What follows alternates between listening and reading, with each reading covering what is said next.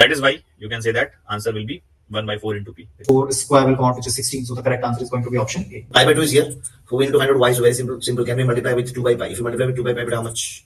So hi students, I'm Pratik Garg, your master teacher in physics. So let's start the solution of this JMMT. So here in this question, there's a block of mass M, which is sliding along the floor, and the magnitude of the force is F, which is applied at an angle of theta as shown. The coefficient of kinetic friction is mu k, and we have to find the acceleration of the block. So let me draw the floor also. So if I draw the floor here, so if you resolve this force, so the horizontal component of this force will be F cos theta, and the vertical component of this force will be F sin theta. And apart from that, we can see that mg will act in the downward direction, and the normal reaction, let us say, is acting in the upward direction. Friction will repose the motion over here, so we can say that friction, let us say, is Fr, which we can assume to be kinetic in nature since the acceleration is being asked, so we can assume that sliding is happening. So what will be the value of the normal reaction? Since there will be no motion in the y-axis, so we can say that normal plus F sin theta, that should be is equals to mg, which gives you the value of normal as mg minus F sin theta. Now along the x-axis, the force is F cos theta minus friction. Friction, you can write mu k into normal reaction. That should be is equals to mass of the body into acceleration. So what is the value of normal reaction that you can put over here? So it is mg minus F sin theta. That should be equals to ma. Hence, if you see a value, if you divide this whole thing by m, if you bring this m on the side of this f, so this will be f by m cos theta minus mu k, and mg by m will become g only, and this will be f by m sin theta. So this should be your answer. So I guess option C matches perfectly with this. Let's move to the new question. There's a man of mass m which stands at one end of the plank of length L, which lies on a frictionless surface. The man walks to the other end of the plank. If the mass of the plank is 4m by 3, the distance that the man moves relative to ground. So basically, suppose there's a plank of length L, okay, and let us say there's a man who's of mass m standing over here. Mass of the plank is 4m by 3. Now this length is L, okay. So the man reaches from end A to the end B of the plank, and in the meanwhile, plank will move towards the left because we can say that center of mass will remain stationary. Hence, we can say that center of mass will not get displaced, okay, because there is no external force from the ground along the x-axis, as the ground is smooth. So there can be no motion of center of mass because it was at rest, so it will continue to remain at rest, okay. Now let me assume that the displacement of man in the ground frame is S1. Notice that I'm saying S1, the displacement of the man in the ground frame, okay, and the displacement of the plank in the ground frame S2. So be very careful. I'm calling the displacement of man in the ground frame as S1. So basically we have to find the value of S1 itself, and I'm calling the displacement of plank S2 in the ground frame. Also notice that by analysis we can directly say that plank will move towards the left, but I'm assuming the direction of S2 to be positive itself. You will see yourself that S2 will come out to be negative when we will find this. So you will see that S2 will be negative itself. That means equations themselves will tell you that plank will move in the left direction. Now first thing that you should notice here is that the displacement of the man with respect to plank was L. So that means displacement of the man with respect to plank is displacement of man minus displacement of plank, that was L. This is the first thing. And secondly, we know that center of mass will not move. So what is the displacement of center of mass? That will be mass of man into displacement of man plus mass of plank, which is 4m by 3, into displacement of plank divided by m plus 4m by 3. That should be is equals to displacement of center of mass, which should be 0. Hence, if you see that, so the second equation becomes m will go into 0 This becomes s plus 4s2 by 3 becomes 0. Okay. Now we have to find the value of displacement of man. That means s1. So if you see carefully, s2 is what? S2 is from the second equation. If you look carefully, so s2 is minus 3s1 by 4. Okay. This value of s2 you can substitute in the first equation, which is this one. So s1 will be as it is, and s2 will be minus of 3s1 by 4. That is equals to L, which means that 7s1 by 4 is equals to L. So s1 becomes 4L by 7. So this is the displacement of man relative to ground. Also notice that s1 is positive, that means s2 is negative if you look at this equation, which tells you that displacement of Planck will happen in the left direction. So I hope you have understood this. Let's move on to the new question. So here, this is from errors or the Vernier calipers rather. One main scale division of a Vernier caliper is A centimeters, and the nth division of the Vernier scale coincides with n minus 1th division of the main scale. So we have to find the least count of the Vernier caliper in millimeters. Be careful. So first data is that one main scale division of a Vernier caliper is A centimeter, which means 1 MSD is equals to A centimeters. Okay. Secondly, nth division of Vernier scale coincides with n minus 1th division of the main scale, which means that we can say n VSD is equals to n minus 1 MSD.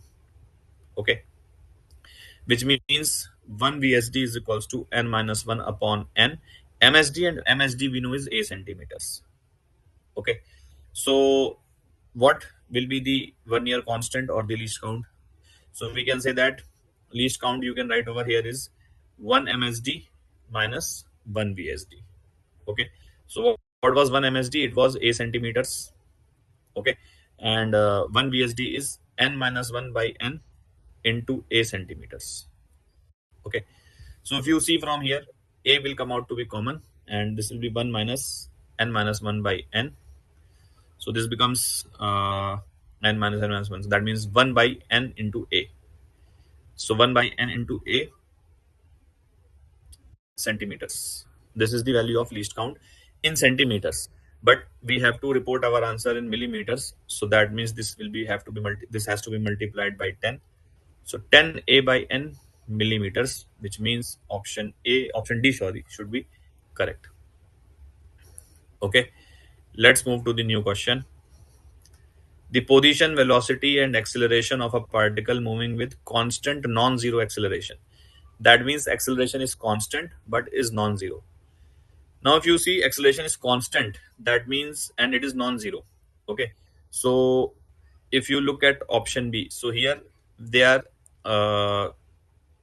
telling you position time graph is straight line. Now position time, so actually let me tell you, if acceleration is constant and is non-zero, then acceleration time graph will be a horizontal straight line. Basically, if you draw AT graph, it will come out to be a horizontal straight line like this, which is happening in, by the way, in all ABC as well as D options. So by AT graph you cannot eliminate. But if you look at the velocity time graph, so we can say that velocity time graph will be, you know, it will be a straight line. Okay, but its slope cannot be zero because velocity must change as acceleration is non-zero. Okay, so remember that velocity time graph slope cannot be zero, because if the slope of the velocity time graph is zero, that means you are saying that acceleration is zero, which is not happening. So option A is eliminated now because this is telling you that the slope was zero. Let's look at option D. Option D is also eliminated because here they have shown you the graph as non-linear, whereas velocity time graph should be linear. Why it should be linear? Because acceleration is constant, and you know that A is dv by dt. So the slope of velocity time graph should be constant, which happens in a straight line. Now out of B and C, so this graph is correct, this graph is correct, this graph is correct, this graph is correct, but out of B and C, position type graph is different. So if the acceleration time graph is like if the acceleration is constant and velocity is varying linearly, then position will vary parabolically. Like position time graph will be a parabolic graph. Why? You can think very easily. So assume that acceleration was 4. Okay, so how do you write the velocity? Velocity will be v will be equals to initial velocity, okay, plus acceleration into time. So that is why velocity is a linear function of time. And how do you write the position? X equals to ut plus half at square, correct? So you can see that position varies parabolically with time. So that means option B is also wrong, because it is telling you that position will vary linearly with time. So which means option C has to be correct. I hope you have understood. Let's move to the new question. So in this question, there is a solenoid of 1,000 tons per meter. That means N is value of 1,000, and the core has a relative permeability of 500. So mu R is given to be 500. Okay. Now, insulated windings of the solenoid carry electric current of 5 ampere. Magnetic flux density produced by the solenoid. Now, by hearing the term magnetic flux density, you might have gotten confused, but if you think carefully, they by the options also you can understand that they are asking the magnetic field only. Electric flux density, magnetic flux density, they are nothing but like electric field or magnetic field only. So, magnetic flux density we have to find. Now, inside the solenoid, we can say that magnetic field is given by mu and I, where mu is the permeability of the medium inside the solenoid. So that means mu can be written as mu r into mu naught, and that multiplied by n into I. So mu r is how much? 500. Okay, and mu naught value we know is 4 pi into 10 to the power minus 7, which is given in the question also. Number of tons per unit length is 1,000, and current value is 5. Okay, so now if you see how much will this become, so you can see that 5 fours are 20, 5s are 100, and so basically this and this will cancel out this. Okay, and 4 also, so only pi will be left if you do the calculation. So I can see that pi is only left, so pi Tesla will be the value of the magnetic field. Okay, fairly simple formula based question. Let's see a new question. So here what is happening, there's a cell of EMF 6 volts and internal resistance 2 ohms, and it is connected with another cell of E2 of EMF 4 volts and resistance 8 ohms. We have to find the potential difference across X and Y. Now if you see carefully, the voltage of 6 volt is more than 4 volt. That means 6 volt is going to dominate. Okay, so if you just see, or if I just assume the current I here, okay, like this. So if I apply the Kirchhoff's law, so going from here till here, there is no drop whatsoever. But when you cross this 8 ohm and 4 volt cell, so let me just show you the resistance separately so that it is more clear. So this is the even cell whose resistance was 2 ohms and the voltage was 6 volts, and this was the another cell which is of 4 volt and the resistance is 8 ohm. Okay, now if you look, so if I assume the current I like this, so if I apply the Kirchhoff's loop law, so starting from here, if you go till here, then there is no drop whatsoever, and here 8 into I drop will happen. That means potential will go down by 8 into I. It will again go down by 4. Okay, then it will rise by 6, and it will again go down by 2 into I. Okay, and this should be 0 because we have traversed the full loop. So from here you can see that the value of I comes out to be what? 2 upon 10. That means 0.2 amperes. Okay, this is the value of the the current. Now we have to find the potential difference across X and Y. So we can say that, let's say this point is X and this point is Y. Okay, so basically if we start from X, okay, and if we go in this direction, so there's a rise of 4 voltage. Okay, then if you cross the resistor against the current, because remember current is going towards this direction, so if you are going against the current, then potential must rise. How much it will rise? So it will rise by the value IR. So I is 0.2 and R is 8. That should be the value of VY.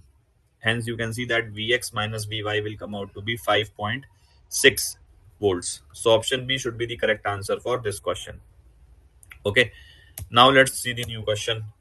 Here what is happening, there's an arm PQ of a rectangular conductor is moving from 0 to 2b outwards and then inwards from 2b to 0, as shown in the figure. A uniform magnetic field is perpendicular to the plane, acting from 0 to b only. Identify the graph that shows the variation of different quantities with distance. Okay, so basically what is happening, if you can see this rod PQ, it was taken from this position it was taken, I'm so sorry. It was taken from this position x equals to 0 up till x equals to b, and then it was taken till 2b, and then it was brought back from 2b to b, and then again back to 0. So basically, if you notice carefully, as it goes from here till here, it is in the region of magnetic field. But as it goes outside b, that means in this region, it is not in the magnetic field. Okay, so what is the EMF induced using the concept of motional EMF? We can say that EMF induced will be BVL. Actually, we have to take the perpendicular components of B and V and L, but here you can see that velocity is along the x-axis, magnetic field is towards us, that means z-axis, and length is along the y-axis. That means all of them are already perpendicular. Okay, but notice that B is present only in this region. That means EMF will be induced only when the rod was in this region. From B2 to B, EMF induced will be zero. Okay, and if the EMF induced is zero, then we can say that current in the circuit will also be zero. Current in the circuit will also be zero from here to here. And if the current is zero, so we can say that power dissipated in the circuit will also be zero, because power you can write I square R. So power will also be zero. So basically we can say that EMF will be zero from here to here. Current in the circuit will also be zero from here to here. Power will also be zero from here to here. But remember the flux in the whole loop. What is flux? Flux is magnetic field into area. Okay, so when the rod goes from here till here, so flux is continuously increasing. Okay, as the area of the loop is increasing. Right now the area is this much, and when the rod will reach here, so area will increase. So you can see that as the loop goes from here to here, flux is increasing. But as the we can say that when the rod is in this region, so flux is not zero, but it becomes constant. Okay, flux becomes constant because magnetic field is constant, and you can see that magnetic field is just in this area. So B into area becomes constant because area you have to take of this region, okay, where the magnetic field is present. Okay, so we can say that flux becomes constant. Okay, when the rod was in this region. Now, if you go back to the options, so if you see here, flux goes from 0 to B, like it increases constantly. Okay, and it becomes constant. It becomes constant here. Can you see that? It becomes constant. And then it again starts decreasing when the rod is brought back from B to 0. Okay, so basically, this must be flux. A must be flux, definitely. Okay, because as I said, so you can see that from 0 to A, okay, from 0 to B, from 0 to B, the flux is increasing. Then from B to 2B, the flux becomes constant. Then back from 2B to B, again flux is constant. And then from B to 0, again flux is decreasing. This must be flux. Okay, now for this part, if you see EMF is 0, this has to be EMF. Why? Because this is 0. Okay, this is 0. And why it cannot be power? Why it cannot be power? Because power can never be negative value. Okay, so if you see they are showing you here negative. So here power cannot be negative. EMF can be negative because negative EMF just means the polarity is reversed. Okay, so when the flux will increase, so in that case you can say velocity. So when the rod was going towards right, the right, then V is towards right and magnetic field is towards us. So V cross B is downwards. Okay, magnetic the polarity of the cell is given by V cross B. So we can say that V cross B will be downwards. So this kind of polarity will be induced. And when the rod will be going back in this direction, then velocity is in this direction and magnetic field is towards us. So V cross B, if you see, polarity will be upwards. Okay, so this is what they are telling you. Here the polarity is positive and here the polarity is negative. So this has to be what? This has to be the EMF. Okay, and the C1 is power. Again, you can see here the power is 0, but in this region and this region, power will be dissipated whenever there will be current flowing in the circuit. Okay, so we can say that this has to be power because the current will flow when the rod will be in this region. Okay, so that means A is flux, B is EMF, and C is power. So A is flux, B is EMF, and C is power. So option C is the correct answer for this question. Okay, let's move to the new question. A gas undergoes a process in which the pressure P and volume V are related like this. So we have to find the bulk modulus. Now, basically, if you read the process equation, it is Vp to the power 4 constant. Okay. So if you take the 1 by 4th power, 1 by 4th power of this equation, so power on P will become 4 by 4 and power on V will become 1 by 4. So what have I done? I have taken the 1 by 4th power of whole equation. Constant to the power 1 by 4 will still be a constant. So this becomes P into V to the power 1 by 4, and constant to the power, the 1 by 4 will still be a constant. Okay. Now, if you know that this is in the format of PV to the power X, okay, PV to the power X, bulk modulus of this type of process, this is a polytropic process, bulk modulus of this type of process is directly X into P. Okay, X into P. So you can see that basically X value is what? 1 by 4. So 1 by 4 into P. So option C will be correct. If you do not know how did we get this, then I can quickly show you. So if you see PV to the power X, or let me show you, PV to the power x constant. Okay, so if I take log of this, so that means ln p plus x ln v is equals to ln of constant. Ln of constant will still be a constant, so you can just keep it as constant. Okay, now if I differentiate this, so if I differentiate this, then I will get dp by p plus x dv by v equals to 0. Okay, now if you see, what are we getting? Dp by p is equals to minus x dv by v. Okay, now you take p on the RHS and bring minus dv by v on the LHS. So you will get minus dp upon dv by v is equals to x time p. Now notice that this is nothing but bulk modulus. This quantity itself is called as bulk modulus. So we can say that bulk modulus is x time p, which is what I had told you. Okay, so that is why you can say that answer will be 1 by 4 into p, which is option C. Let's move to the new question. So here basically we have to compare that which of the following circuit is identical to the given circuit. Now if you see here, A is going and here B is going, but because of this NOT gate, here it will become B bar and here it is A. Now which gate is this? This is OR gate. So that means here the output will be A plus B bar. Okay, and when you take a NOT of it, then the output C will become A plus B bar to the whole bar. Okay, now if you apply the De Morgan's theorem here, then this will become A bar dot B bar bar, and B bar bar can be written as B only. That means C value will become A bar dot B. So this is the output C. Okay, now let us check the output of each circuit given. So if this is A, here it will become A bar and B is going directly. So for this C will become what? This is an AND gate, so it will be directly multiplied. So A bar dot B, which is exactly what was the output of our given circuit, and so option A must be correct. But just for the learning sake, let us just quickly see what are the output of other circuit. So here if you see, A is going and here you can see that B bar is going. Okay, B bar is going. Okay, so this is a NAND gate. So what it will do? It will multiply and take a bar. That means here C will be A dot B bar. This was the multiplication of these two, and you have to take a bar. Again, if you apply the De Morgan's theorem, then this will become A bar plus B bar bar, which is nothing but A bar plus B. Okay, we wanted the output A bar dot B, but output of the second option is A bar plus B. That is wrong.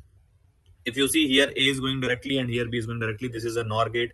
So here you will get A plus B bar.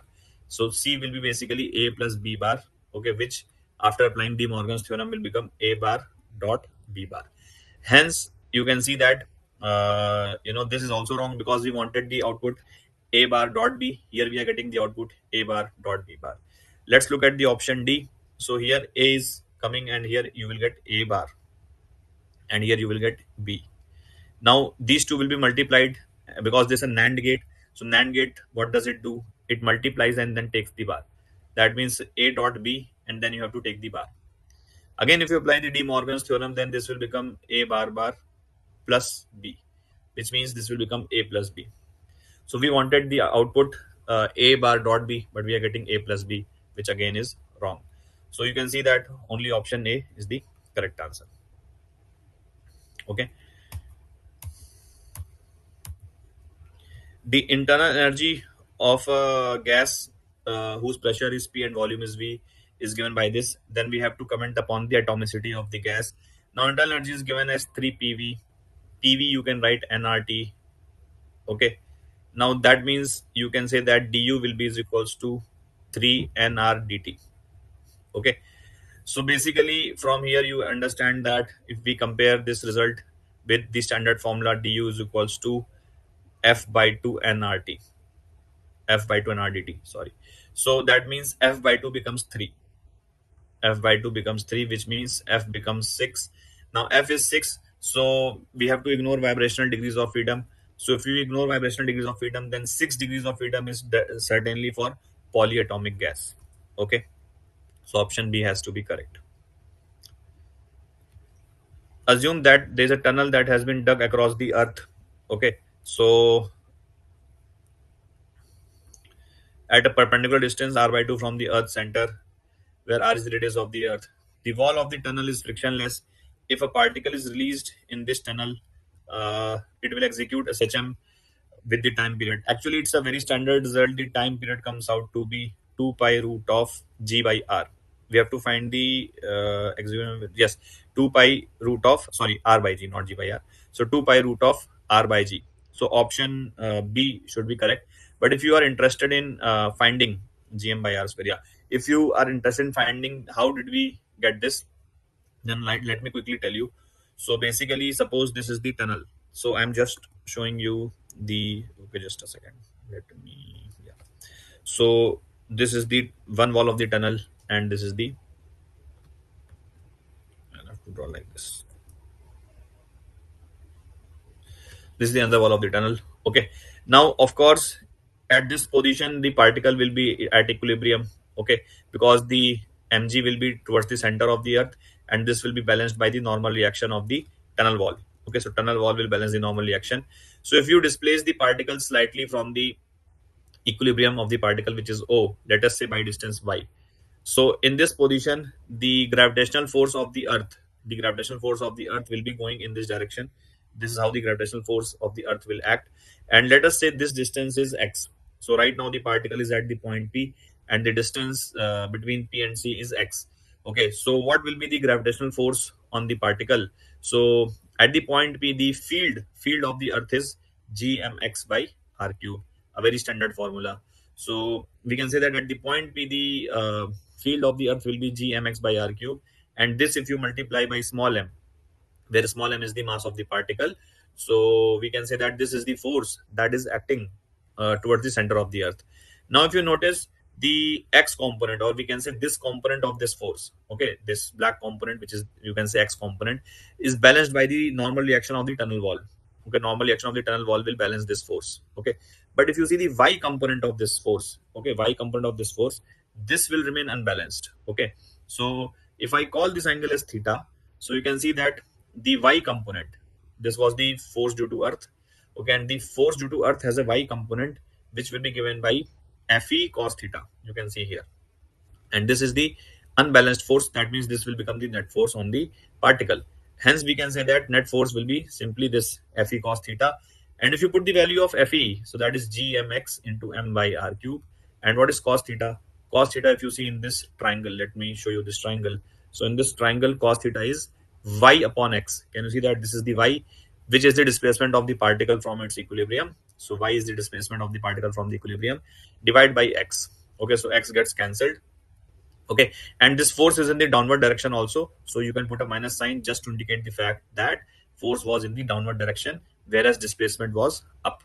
Okay, so that means the net force, if you see carefully here, becomes minus g into m by r cube into y, which means that force is proportional to the displacement from the equilibrium, and that is the condition that we require for SHM. In under such a situation, time period is written as 2 pi root of m by k, where k is this constant. So you can just write here gmm by r cube, and this m and m gets cancelled. So you can see that this will become r cube by gm. And if you notice, gravitation, acceleration due to gravity, can be written as gm by r square. So you can borrow r square from the numerator. So only r will remain, and remaining expression gm by r square can be written as r by g. Even this value gm 2 pi, this comes out to be very close to 84 minutes. That means the whole oscillation, if you release a particle from here, so whole oscillation will be completed in 84 minutes. Okay, so that is what the answer of this question will be. Okay, now if we see this question, so basically assertion here is an electric dipole of dipole moment is enclosed by a closed surface. The net flux coming out of the surface will be zero. This is correct. Okay, because if you have an electric dipole, okay, so we know that if you enclose any surface, the net charge lying inside this surface will be zero. Okay, so that means the net flux will be zero. Electric dipoles consist of two equal and opposite charges. Yes, exactly, this is the reason I just told you. So this is also correct, and reason explains beautifully the assertion. So we can say that both A and R are true, and R is the correct explanation for A. So option B has to be correct. Okay, let's look at the question number 63. What happens to the inductive reactance and the current in a purely inductive circuit if the frequency is halved? Now you know that inductive reactance is given by XL is equals to omega L, and omega is nothing but 2 pi into F. So very well we can say that if the frequency will be halved, then inductive reactance will become half. Okay, and current, what will happen to the current? So we have a purely inductive circuit. Okay, so in a purely inductive circuit, we can say that current will be written as RMS voltage upon, so this is an RMS current. So RMS current will be equals to VRMS upon XL. So VRMS is not changing, but XL is becoming half. So current will double. So we can say that this option is wrong. Inductive reactance will be halved and current will be doubled. So option B must be correct. Okay, because frequency is halved, so we can say that XL will be halved. Okay, and XL is halved, so current will be doubled. Okay. Here, a ray of light is entering from air to denser medium of refractive index 4 by 3. So this is a medium of refractive index 4 by 3. Okay, as shown in the figure, the light ray suffers TIR at the adjacent surface. So on this surface, the light is suffering TIR, and you have to find the maximum theta. So that so basically, we have to find the maximum value of theta. Okay. Now, if you notice one thing at this point, the theta and theta dash are related by Snell's law.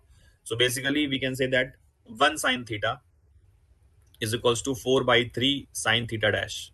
Correct? Which and you also notice that theta dash and theta double dash are what? Are like the summation of these two must be 90 degrees. Okay. Now, if you see, if theta increases, then theta dash also will increase. Okay, theta dash will also increase, and if theta dash will increase, then theta double dash should decrease. Why? Because theta dash plus theta double dash should be 90 degree. Okay. So what conclusion have we drawn? If you start increasing the value of theta, then theta dash will also increase, and which means theta double dash must decrease because the total summation has to be 90. Okay, so which means now if you see what can be the maximum value of theta double dash, so basically we can say that if you want TIR to happen, then theta double dash cannot decrease below critical angle. Okay, so what can be the minimum value of theta double dash? I said maximum by mistake. So minimum value of theta double dash should be equals to critical angle, because if theta double dash falls below critical angle, then here TIR will not happen. Okay, so if we want TIR to happen, then theta double dash minimum will be equals to critical angle. In that case, you will get theta dash maximum value, because theta double dash minimum will give you theta dash maximum, and which will give you maximum value of theta. So what I will do, I will just put the value of theta double dash as critical angle. Okay, so before doing that, just let me write the value of theta dash as 90 minus theta double dash here. So I've put the value of theta dash as 90 minus theta double dash, and from here you can see that this becomes cos theta double dash. Okay, and as I said, for maximizing theta, you need to minimize the theta double dash, and theta double dash value cannot be less than the critical angle. So we can say that theta double dash has to be equals to critical angle, which is sine inverse. So theta double dash is theta c, which is nothing but sine inverse of 1 by mu, 1 by mu, which means this is sine inverse of 3 by 4. Okay, so if you see, theta double dash is sine inverse of 3 by 4, which also gives you the meaning that sine theta double dash is 3 by 4. Okay, I'll write here, or let me write here itself. Sine theta double dash is 3 by 4. Okay, from here. Now, if sine theta double dash is 3 by 4, which means sine theta double dash can be written as under root of 1 minus cos theta double dash ka square. Okay, this is 3 by 4. If you square it, you get cos square theta double dash, and that will be how much? 1 minus 9 by 16. That is 7 by 16. Okay, so now that means cos theta double dash will be root 7 by 4. Okay, so that value you can put here in this relation. So sine theta becomes 4 by 3 into cos theta double dash, which is root 7 by 4. 4 gets cancelled. Hence, the value of theta maximum will be sine inverse root 3 by 7. Okay, sine inverse of root 7 by 3. Root 7 by 3. So option A matches perfectly with the given result. Okay, let's look at the new question. A body weighs 49 Newton on a spring balance at the North Pole. What will be the weight recorded on the same weighing machine if it is shifted to equator? Now, you try to recall that gravity at a latitude phi. Okay, gravity at a latitude phi because of the rotation of the earth. Okay, so let's say we have to write the gravity at the point P. So if you want to write the gravity at the point P, so it is given as g minus omega square r cos square phi. Okay, where phi is the latitude and g is the gravity without any effect of rotation. Without any effect of rotation. So omega is the angular velocity of the earth. So if you talk about the north pole, so at the north pole phi will become 90. So if you talk about north pole, okay, np means north pole. So this is the np. Okay, so here the phi is 90. So that means gravity will be equals to g only. If you talk about equator, so gravity at equator will be what? Here the phi will be 0. Here the phi is 0. Here the phi is 90. So gravity at the equator will be g minus omega square r. If you put phi as 0 here. So definitely the gravity at the equator is less than the gravity at the North Pole. What does this imply? This implies that we can say the gravity at the, like, the weight of the body will decrease at equator because gravity has decreased. So we can say that if the weight of the body, what will be the weight recorded on the same wing machine? So we can say that the weight recorded on the same wing machine will be less because weight is mg. Okay, weight is mg. Okay, so we can say that it will be less than 49 Newton. Okay, so I hope you have understood. Okay,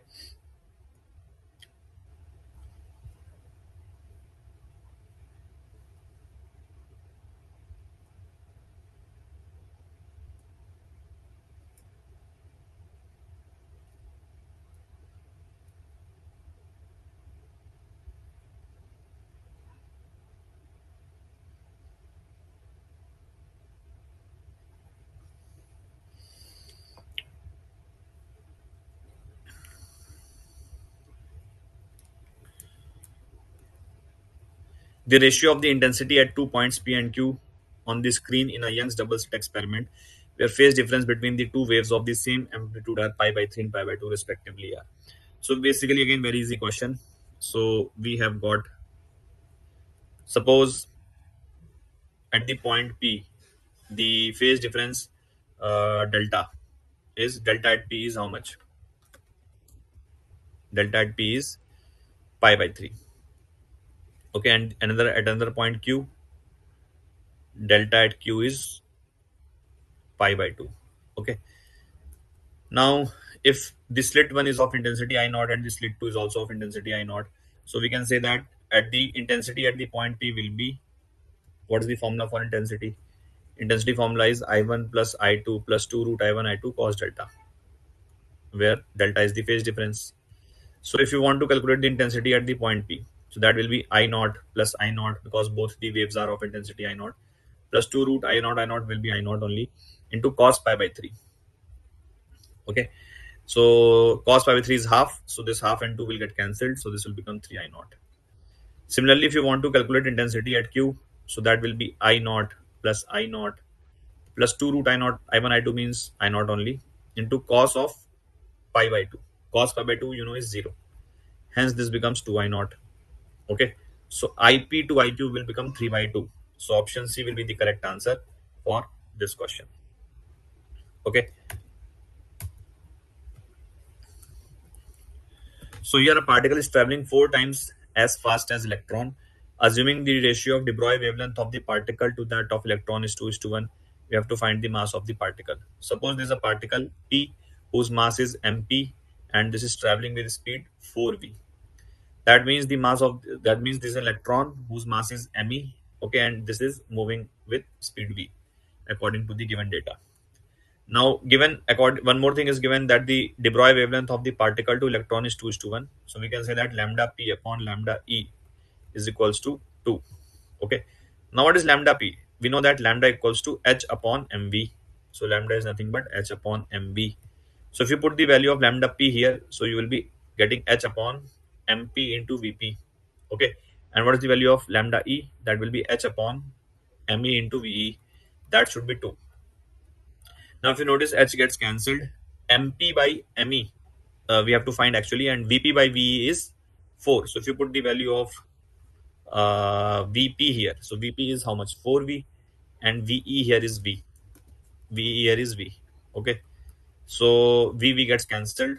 So we get MP is equals to ME by 8. That means mass of the particle is 1 by 8 times the mass of the electron. Okay, so option A must be correct. Remember here P is not proton, it is any random particle. Now basically here this is a radioactive nucleus which undergoes decay according to the scheme. A goes to A1 and two alpha particles are also released. So if you write this reaction properly, so here it is A and this will be A1 plus twice alpha particle. Now what is alpha particle? Alpha particle is helium nucleus, so you can write 2He4. This is the equation that will be written like this. If the mass number and atomic number of A are 180 and 72, so basically here you will get 72 and here you will get 180. So we have to find the mass number and atomic number for A1. This is just a question of reaction balancing, or basically we can say that charge and mass balancing. So here if you see the total mass for the helium is 4, or we can say total charge for the helium is 4 because 2 into 2 is 4. So this total charge on the helium is 4 and here you have 72. That means here you will have 68 charge because total charge must be balanced. So this is 4 and this is 68, so this is 72. Similarly, if you see here the mass is 4 to the 8, 8 is the mass, and here you have 180. So here you will get 172. Okay, just that you have to do very easy question. So that means we can say that 172 will be the atomic mass and 68 will be the we can say the atomic number. So we can say that 172 and 68 option A will be the correct answer. Zener breakdown occurs in a PN junction having P and N both. So it's a factual question. Basically, Zener breakdown occurs whenever the like Zener diodes are generally very heavily doped, and the depletion layer is made very narrow, because in a Zener breakdown the high number of electron hole pairs must be generated, and electric field should be very high in the depletion layer. So for the generation of high electric field, the width of the depletion layer must be very small, so that electric field can be very high. So high doping is used and the width of the depletion layer is kept very narrow. So option D must be correct. Okay, it's a factual question. I hope you have read about this. Okay. Again, if you see here, the moment of inertia of a circular disk of mass m and radius are about xy axis passing in its plane, and z axis which is perpendicular to its plane were found to be ix, iy, and iz. The respective radii of gyration about all these three axes will be same. Urgent. Now, actually, this statement is incorrect. See, there are two things. Suppose this is the disk. Okay. Now they are saying that x and y are in the plane of the disk. Okay, and they are not saying that x and y are passing through the center of mass or not.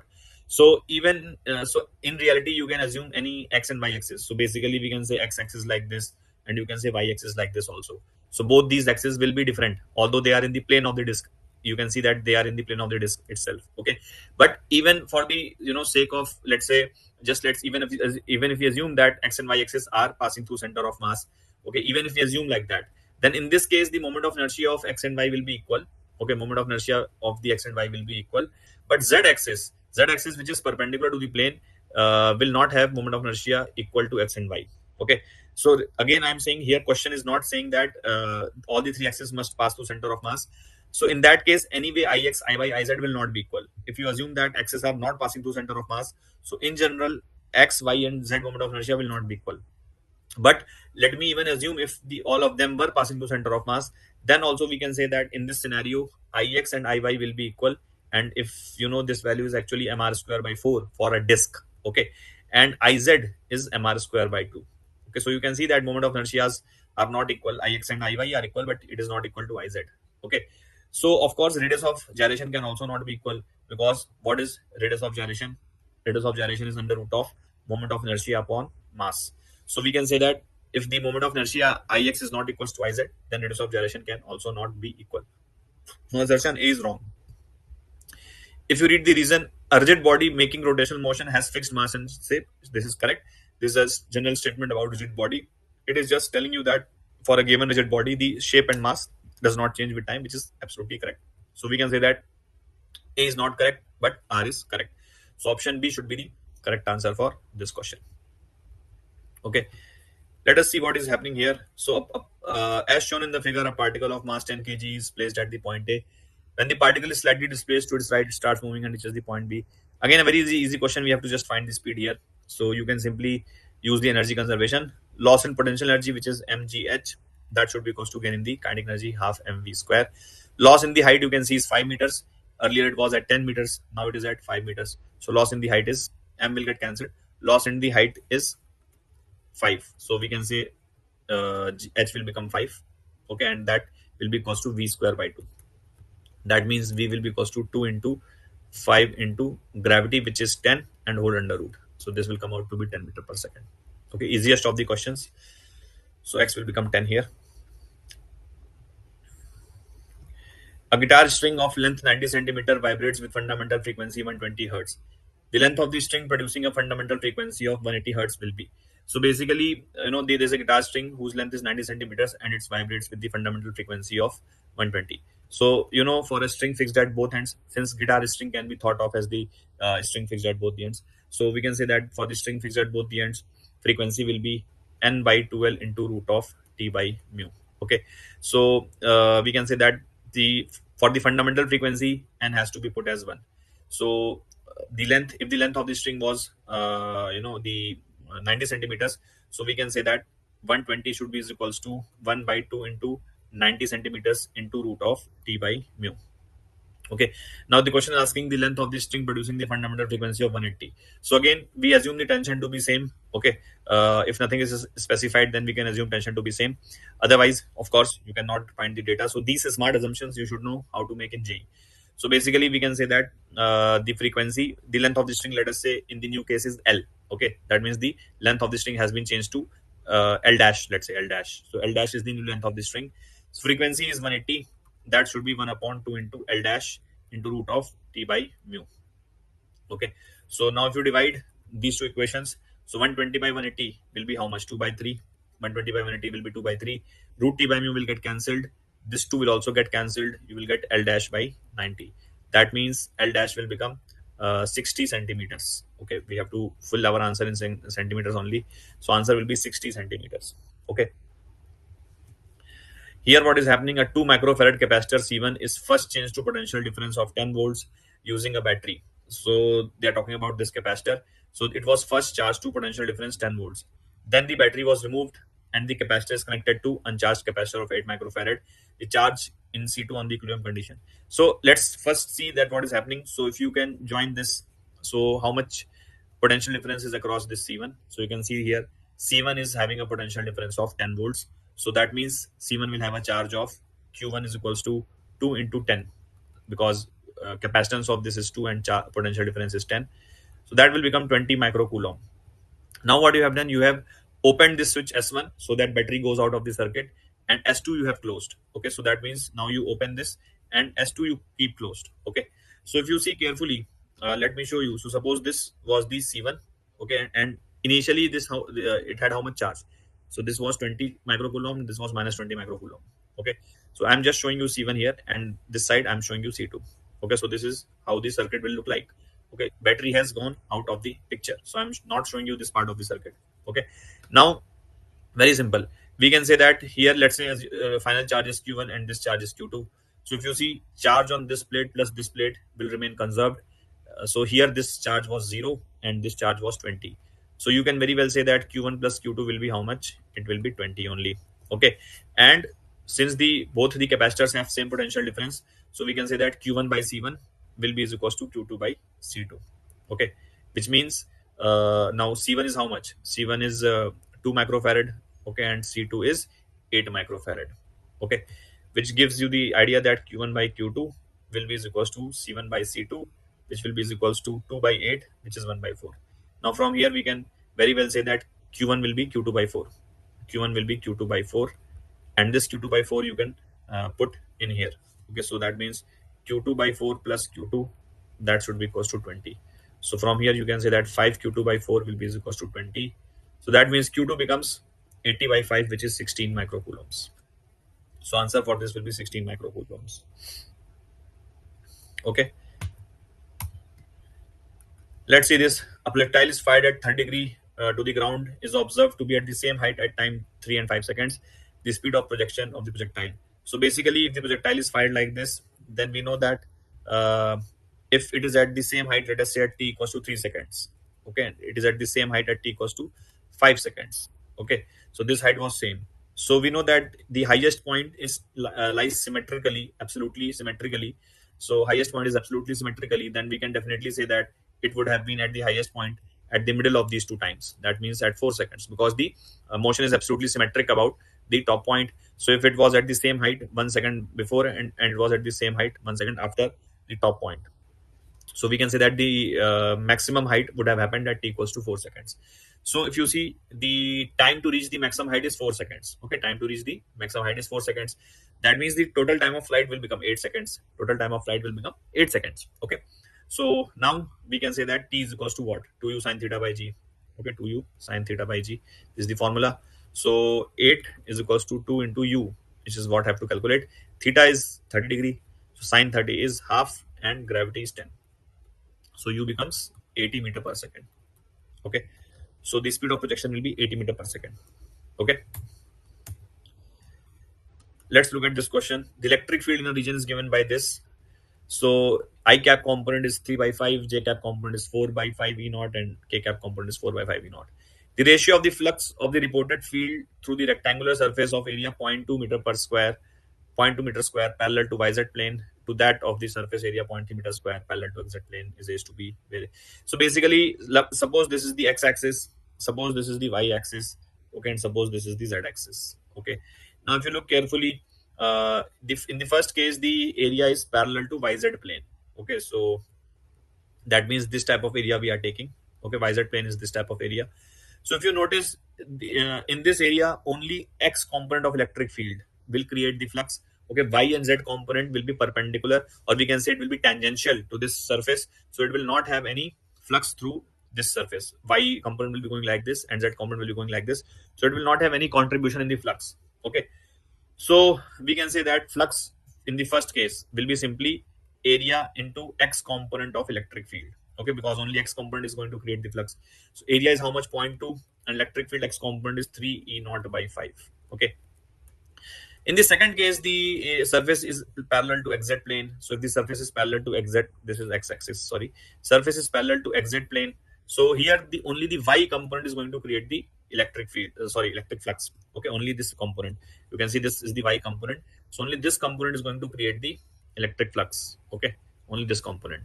Okay, remaining Y and Z component will not create any electric flux. So in the second situation, we can say that it will be area A2 into Ey. Okay, so A2 is how much? 0.3 meter square, and electric field Y component is 4 E naught by 5. Okay, so we have to find the ratio of these fluxes. So phi 1 by phi 2 will be, if you take the ratio, so E naught by 5 will get cancelled. Okay, E naught by 5 will get cancelled. 0.3 into 2 is how much? 0.6, and this is 0.3 into 4 is how much? 1.2. That means 1 is to 2. So we can say that A is to B is 1 is to 2. Okay, so that means we have A. So we have to find the value of the A. So I think A will become 1. Okay, because we have to just find the value of A. Okay, so I hope you have understood this. That's it, students. Thank you so much. Bye-bye. Welcome to the solution of chemistry section of this paper. Let's start with the first question. Here we are given a molecule which reacts with Mg. The reaction of haloalkane with magnesium gives a Grignard reagent, which upon hydrolysis, let's see what is the reaction. So they have given a hint that it is an intermolecular reaction. So first of all, this will be formed MgBr, a Grignard reagent. This Grignard reagent will then attack on another molecule because they have said the reaction is intermolecular. So this molecule will attack here, and which will then convert it into O minus, and then on hydrolysis it will be converted to OH.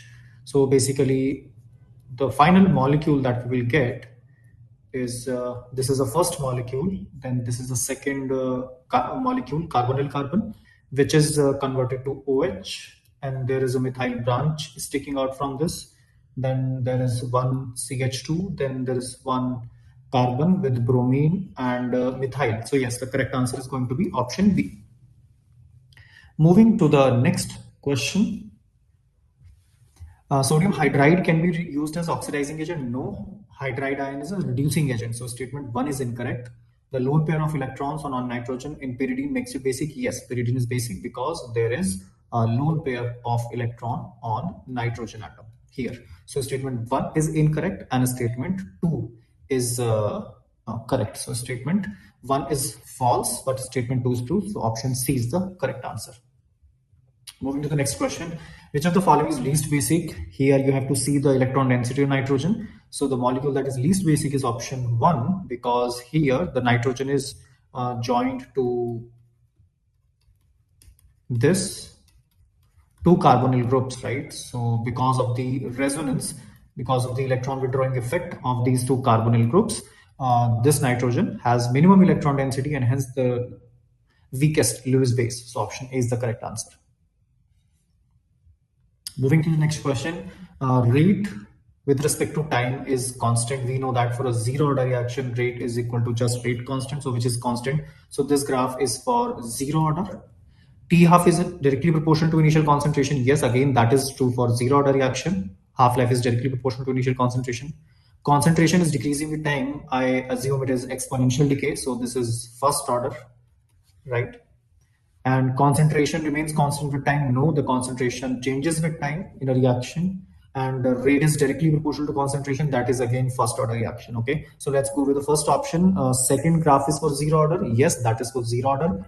And third and fifth are for first order. This is third, yes, and this is fifth, first, yes. So the correct answer to this option is 1. Moving to the next question. A solution of 0.1 molar chloride and 0.001 molar chromate solid silver nitrate is gradually added to it, assuming that the addition does not change the volume. What happens? Okay, so for AgCl, KSP is silver concentration, chloride concentration, and 1.7 into 10 raised to the power minus 10. Chloride is 0.1, so if we substitute 0.1, then the silver ion concentration, Ag plus concentration that is necessary to bring about precipitation of AgCl turns out to be 1.7 into 10 to the minus 9. For silver chromate, this is Ag plus concentration square multiplied by 10 raised to the power minus 3, which is the concentration of chromate, and this is equal to 1.9 into 10 raised to the power minus 12. So Ag plus concentration comes out to be 1.9 into 10 raised to the power minus 12 divided by 10 to the minus 3 and under root. All right. So this is approximately, like minus 9, and this would be 19 into 10 raised to the power minus 10. So this is going to be of the order of 10 to the minus 5. So we know that the Ag plus ion concentration required to precipitate AgCl is much lower, 10 to the minus 9, compared to the silver ion concentration required to bring about the precipitation of silver chromate. So AgCl will precipitate first, as the amount of Ag plus needed to precipitate this compound is low. So option D is the correct answer. Moving to the next question. So this is an aldehyde without alpha hydrogen. Formaldehyde is also an aldehyde without alpha hydrogen. In alkaline medium, they will undergo Cannizzaro reaction. Formaldehyde is more reactive compound that will undergo oxidation, and this aromatic aldehyde will undergo reduction. So the first product, the species formed after first reaction, is going to be the reduced product, this paramethoxy benzyl alcohol. Then we are reacting it with sodium hydride, which is strong base, will take away H plus, forming negative charge. DMF is a polar protic solvent, so a strong nucleophile will survive here. And then we are reacting it with CH3, CH2Br. So all these conditions point to the SN2 mechanism. So this minus attacks here and this bromide leaves, right? So we have a benzene ring connected to two ether linkages. So this is CH2, O and ethyl group, and then this is O and CH3. Now, if this ether is heated with HI, so cleavage will occur. We know that phenoxy group will give phenol, so this cleavage will happen here, like this. And because benzyl carbocation is very stable, so this cleavage will happen here like this. Okay, so that's how the cleavage will happen. We will get methyl iodide, ethanol, and this compound. So it will be benzene having OH and CH2I at para position with respect to each other. So that will be the correct answer to this question. Moving to the next question, this is an amide and this is KOBr, which is a condition for Hofmann bromide degradation.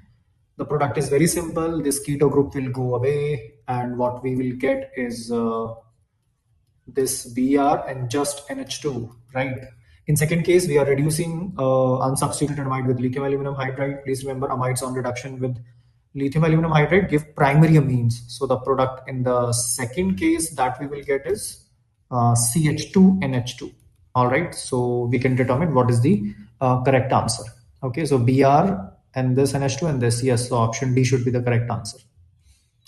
Moving to the next question, the hybridization of the atomic orbitals of nitrogen in NO2 minus, NO2 plus and NH4 plus. So we have to figure out the hybridization here, which we can easily do through steric number. Okay, so nitrogen has 5 electrons, minus means 6 electrons, 4 are distributed with oxygen, leaving behind two unshared electrons. So steric number in this case is 3, so hybridization is sp2. Right, okay, that alone gives you the correct answer, but anyway, find out. So in NO2 plus, nitrogen has 5 minus 1, that is 4 electrons, 2 each are given to oxygen, leaving a steric number of 2, which is sp. And ammonium cation, of course, there are 4 electrons on nitrogen, 5 minus 1, and 1 electron is given to each hydrogen, resulting in sp3 hybridization. So the correct answer is option D. Here you can see that we are substituting alkyl hydrogen by chlorine. This is free radical halogenation that occurs at elevated temperature on the presence of light. So definitely the correct answer is option D. Reaction of benzonitrile. Benzonitrile is short for benzene carbonitrile, which is benzene connected to CN. When Grignard reagent reacts with benzene carbonitrile, this intermediate is formed, pH, C double bond, N minus and CH3, which upon hydrolysis converts to a ketone, which is famous acetophenone. Because of methyl ketone, it responds to iodoform test. So the correct answer is option A. Moving to the next question, what weight of glucose must be dissolved in 100 gram of water to lower the vapor pressure by 0.2, whereas the vapor pressure of pure water is 54.2. So we can see that the solution is dilute only, right? Because the vapor pressure is 54.2 and we just want a change of 0.2 millimeter mercury, which is very minimal, right? Very small change.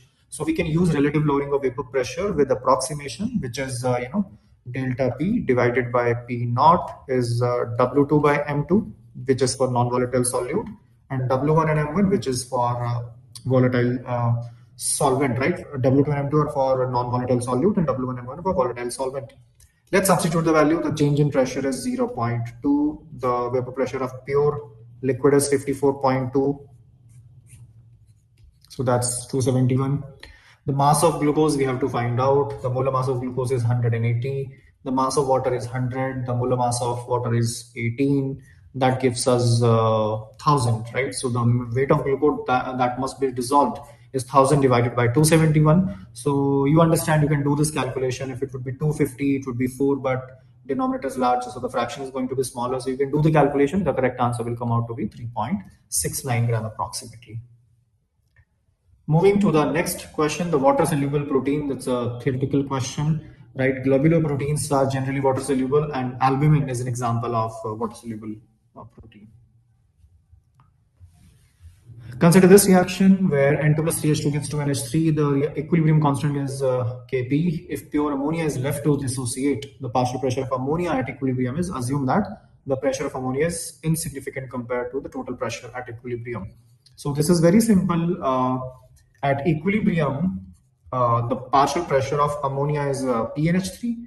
And because we started with pure ammonia, so nitrogen and hydrogen came from ammonia only. So they will definitely be formed in 1:3 molar ratio as per the stoichiometry. So we can also say that if the pressure of nitrogen is X, then the pressure of hydrogen will be 3X. So the total pressure, which I am assuming it is capital P, the total pressure is X plus 3X plus PNH3. But they have said that total pressure is much less than total pressure. Ammonia pressure is much less than total pressure. So what we can do, we can ignore the pressure of ammonia here. So the total pressure is 4X, or X is equal to total pressure by 4. So now it's very simple. The equilibrium constant Kp is partial pressure of ammonia square divided by the pressure of nitrogen X, which is P by 4, and the pressure of hydrogen, which is 3X, which is 3P by 4, and raised to the power of course 3. Okay, now you just have to rearrange it for this. So PNH3 is under root Kp. This is 3 raised to the power 3 and P raised to the power 4 and divided by 4 raised to the power 4. So you can do this calculation. 3 raised to the power 3 by 2 will come out of this. Out of this, p square will come out, under root p will come out, and 4 square will come out, which is 16. So the correct answer is going to be option A. Moving to the next question, the common positive oxidation state for an element with atomic number 24, which is chromium. The common oxidation state, of course, are +2 to +6, right? +2 is the lowest stable state, and +6 is the highest state, in which it is a strong oxidizing agent. Moving to the next question, dipole-dipole interactions are the only non-covalent interaction resulting in hydrogen bond formation. No, because the hydrogen bond can also form as a result of ion dipole interaction. For example, fluoride ion forming hydrogen bond with hydrogen atoms of water. All right. So this is also hydrogen bond. So assertion is incorrect. Fluorine is the most electronegative element, correct? And hydrogen bonds in NF are symmetrical. Yes. So hydrogen bonds in HF are symmetrical. What does this mean? That if there is hydrogen, right, it is connected to one fluorine through bond length, right, and another fluorine through hydrogen bond. Okay, so basically symmetrical hydrogen bonds have hydrogen in between and two identical atoms, two atoms of the same element on either side. Okay, so that is that. So yes, that is correct. So assertion is incorrect, but reason is true. So the option D is the correct answer. Moving to the next question, SO2 and water both possess V-shaped structure, right? Yes, we know that SO2, because of one lone pair, has trigonal plane geometry, but V-shaped, and water has two lone pairs and again a bent shape, right? It has, both of them have bent shape, V-shaped structure. So this is correct. But remember that in SO2, the hybridization is sp2, and in water, hybridization of oxygen is sp3 roughly, right? So bond angle in SO2 is going to be larger, which is approximately 119.5. So the bond angle of sulfur dioxide is less than that of water. No, that is incorrect. So statement 1 is correct, but statement 2 is incorrect. So option B is the correct answer. Moving to the next one, this is super easy. We know that the crystal fields is splitting energy, right? I think we're talking about crystal field stabilization energy. So that is minus 0.4 delta O multiplied by number of electrons in T2G plus 0.6 delta O multiplied by number of electrons in EG orbital. All right. So talking about titanium, titanium is 3d2 4s2, but the oxidation state is +2, so titanium is 3d2. Both these electrons will go in T2G orbital because that's how the filling begins, right? So there are 2 electrons in T2G, so it is going to be minus 0.8. So A matches with 4th. Yes, so the potential candidates for correct answer are A and B. There's no point in cross-checking B because that is same, so we can just as well check C and arrive at the correct answer. In option C, manganese is 3d5 4s2, but the oxidation state is +3 because water is neutral. So it is 3d4. So that is the configuration is this one. So there are 3 electrons here and 1 electron here. So it's minus 1.2 plus 0.6, which is minus 0.6. So C matches with second. So that is the correct answer. Remaining you can check. D matches with third. Yes, it is D5 configuration, which is 0. And this matches, like with the remaining one, minus 1.2. So the correct answer is option 1. This is cyanide, and finally on hydrolysis it is giving carboxylic acid. So the only intermediate product that makes sense is amide. Please remember that when we hydrolyze cyanide, first it forms amide and then amide is subsequently hydrolyzed to carboxylic acid. So this is option B. That is the correct answer. The oxidation states of nitrogen in these compounds, super easy question. The oxidation state of oxygen is -2. So you can calculate this is +2, this is +4, this is +1, and this is +5. In nitrate, the oxidation number of nitrogen is maximum, which is +5. And yes, it's super easy question. Option A is the correct answer. An unsaturated hydrocarbon on ozonolysis gives A when warmed with ammoniacal silver nitrate solution forms a bright mirror. So basically we are looking for a compound which when ozonized, basically gives a molecule that responds to Tollens test. Okay, so this gives a ketone. No, when this compound undergoes ozonolysis, right, this gives formic acid and propionic acid. Yes, formic acid is an interesting example of a compound that responds to Tollens test, ammoniacal silver nitrate, because it is oxidized to carbon dioxide and water. So the correct answer is option B, right? Remaining compounds will be either carboxylic acids or ketones, which do not, isolated ketones, which do not respond to Tollens test. Moving to the next question, I think this is 5 millimole. Aqueous solution of KCl has conductance. So this is the concentration that is given. This is a conductance which is, G, the reciprocal of resistance. and cell constant is G star 1.3 centimeter inverse, the molar conductivity of solution in millisiemens meter square mole inverse. Okay, so we know that G star, which is cell constant, is resistance into kappa. Resistance is reciprocal of conductance, so this is kappa divided by G, and we can as well write kappa is G multiplied by G star. Also, molar conductance is kappa divided by C, and if you are measuring it in meters square, right? So you have to multiply it by you have to divide it by 1,000, or if you are like doing it in centimeter, then you multiply it by 1,000 like this. So please remember that this lambda m will come out in Siemens centimeter square and mole inverse. All right. We can do one thing, we can take the conductance in millisiemens only, so that will give millisiemens here in the unit form. You have to be very careful while doing calculation. You have to be very careful of the units. So the lambda that we will calculate will be in millisiemens centimeter square mole inverse, and we'll later convert it into meter square. Let's substitute the values. Kappa is G star, G is 0.55. Let's not convert millisiemens because the answer also has to be millisiemens, multiplied by G star, which is cell constant 1.3 centimeter inverse. That is why I took it into centimeter inverse, right? Multiplied by 1,000 divided by the concentration, which is 5 millimole. Let us convert it into mole per liter. So this is that, okay? So yes, we can do this calculation. 2 and 3, it cancels this one, right? And what do we get here? This is 11, and this is 143 into 10 raised to the power 3, right? So this comes out to be millisiemens centimeter square and mole inverse. Now please use this conversion. 1 centimeter is 10 raised to minus 2 meter, right? So 1 centimeter square is 10 raised to the power minus 4 meter square. Is that clear, right? So 1 centimeter square is 2 meter, and square gives you this. So to arrive at the correct answer, we just have to multiply it by 10 to minus 4. So 143 into 10 raised to the power 3 into 10 raised to the power minus 4. That gives us 14.3. Okay, so the correct answer rounded off to the nearest integer is 14. Moving to the next question, the values of work function for few metals are given below. The number of metals which will show photoelectric effect when light of wavelength 400 nanometer. So there's a little bit of a scary calculation here. You have to convert 400 nanometer into electron volt. Okay, if you remember any shortcut, that's very good for you. Otherwise, we can convert this, like hc by lambda. Energy would be hc by lambda. The value of h is given 6.6 into 10 to minus 34. Speed of light is 3 into 10 to power 8.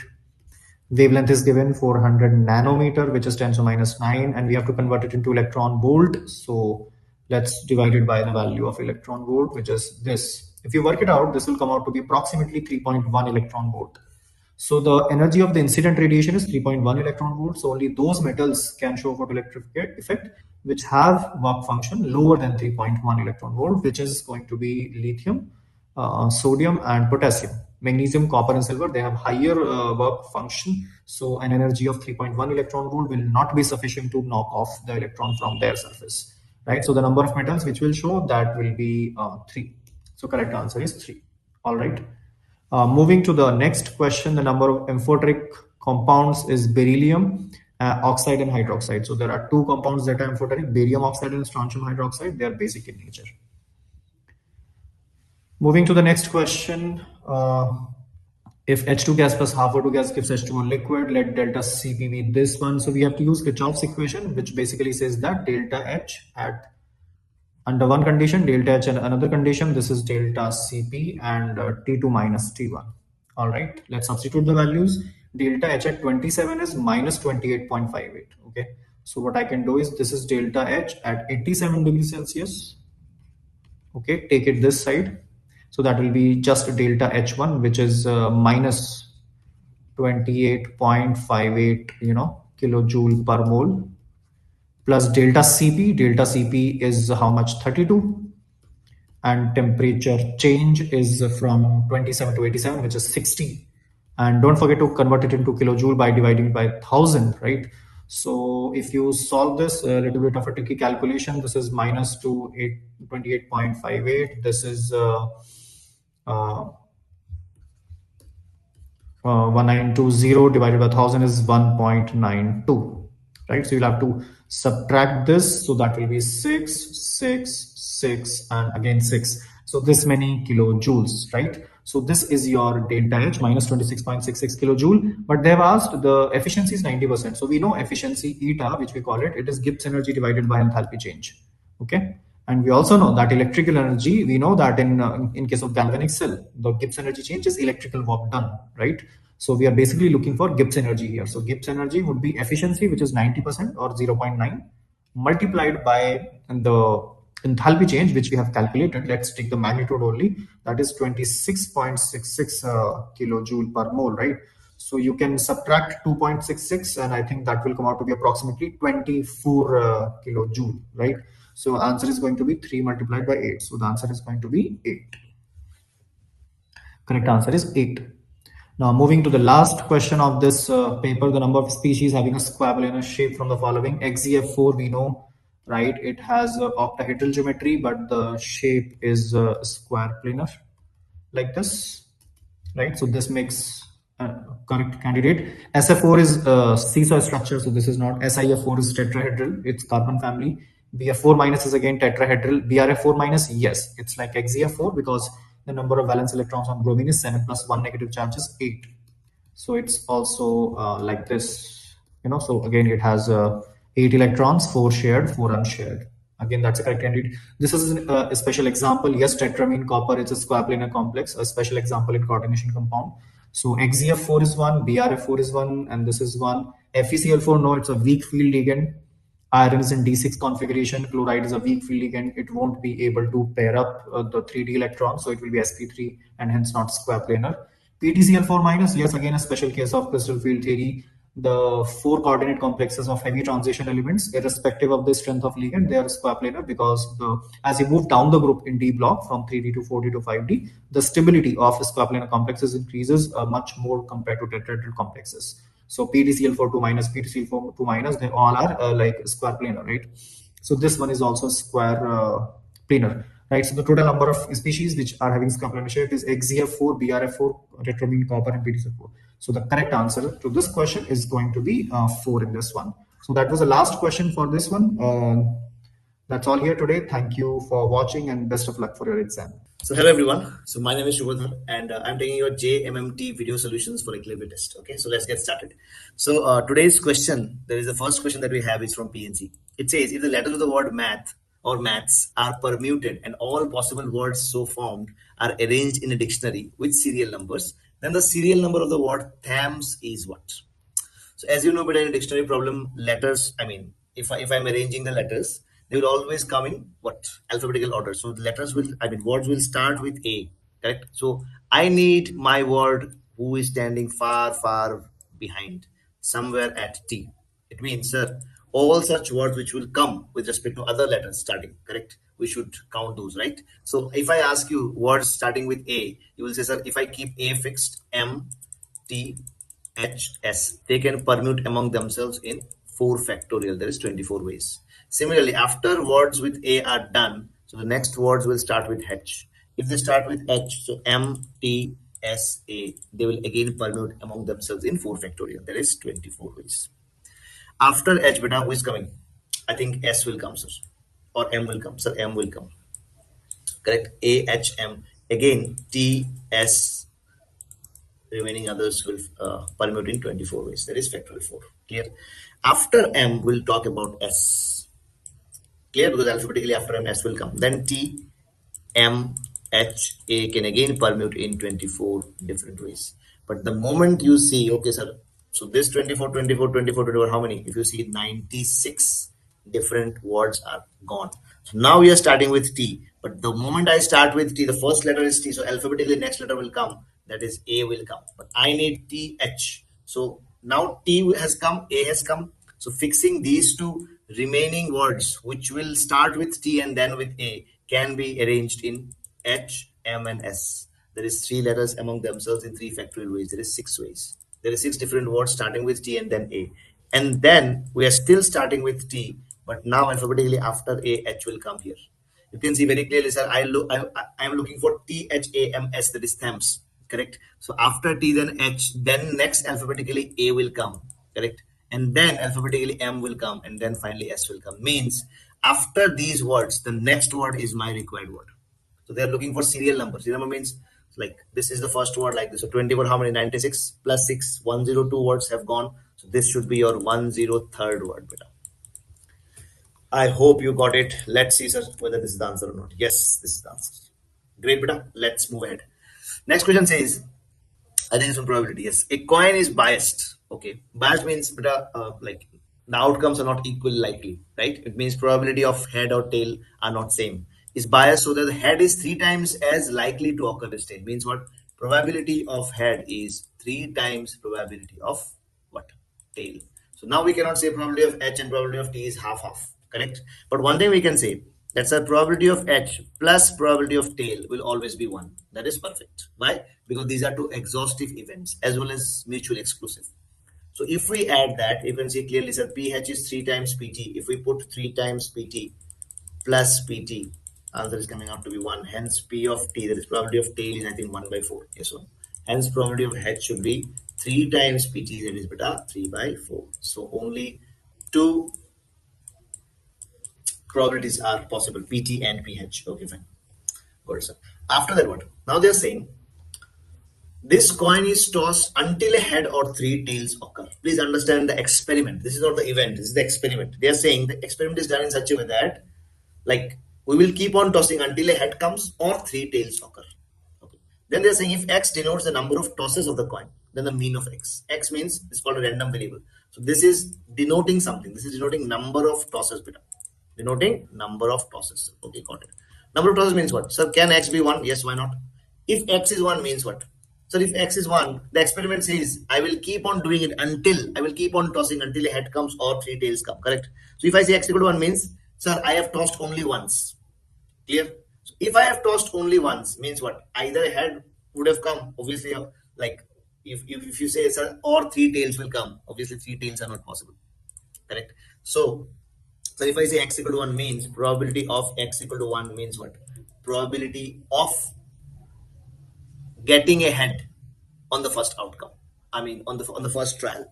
Clear? So that will be equal to P of H because only head can come now because I have tossed only once. I'm talking about the case when I have tossed once and my experiment is over. It means I have got head and my experiment is over. So PH should be 3 by 4. Clear? Okay.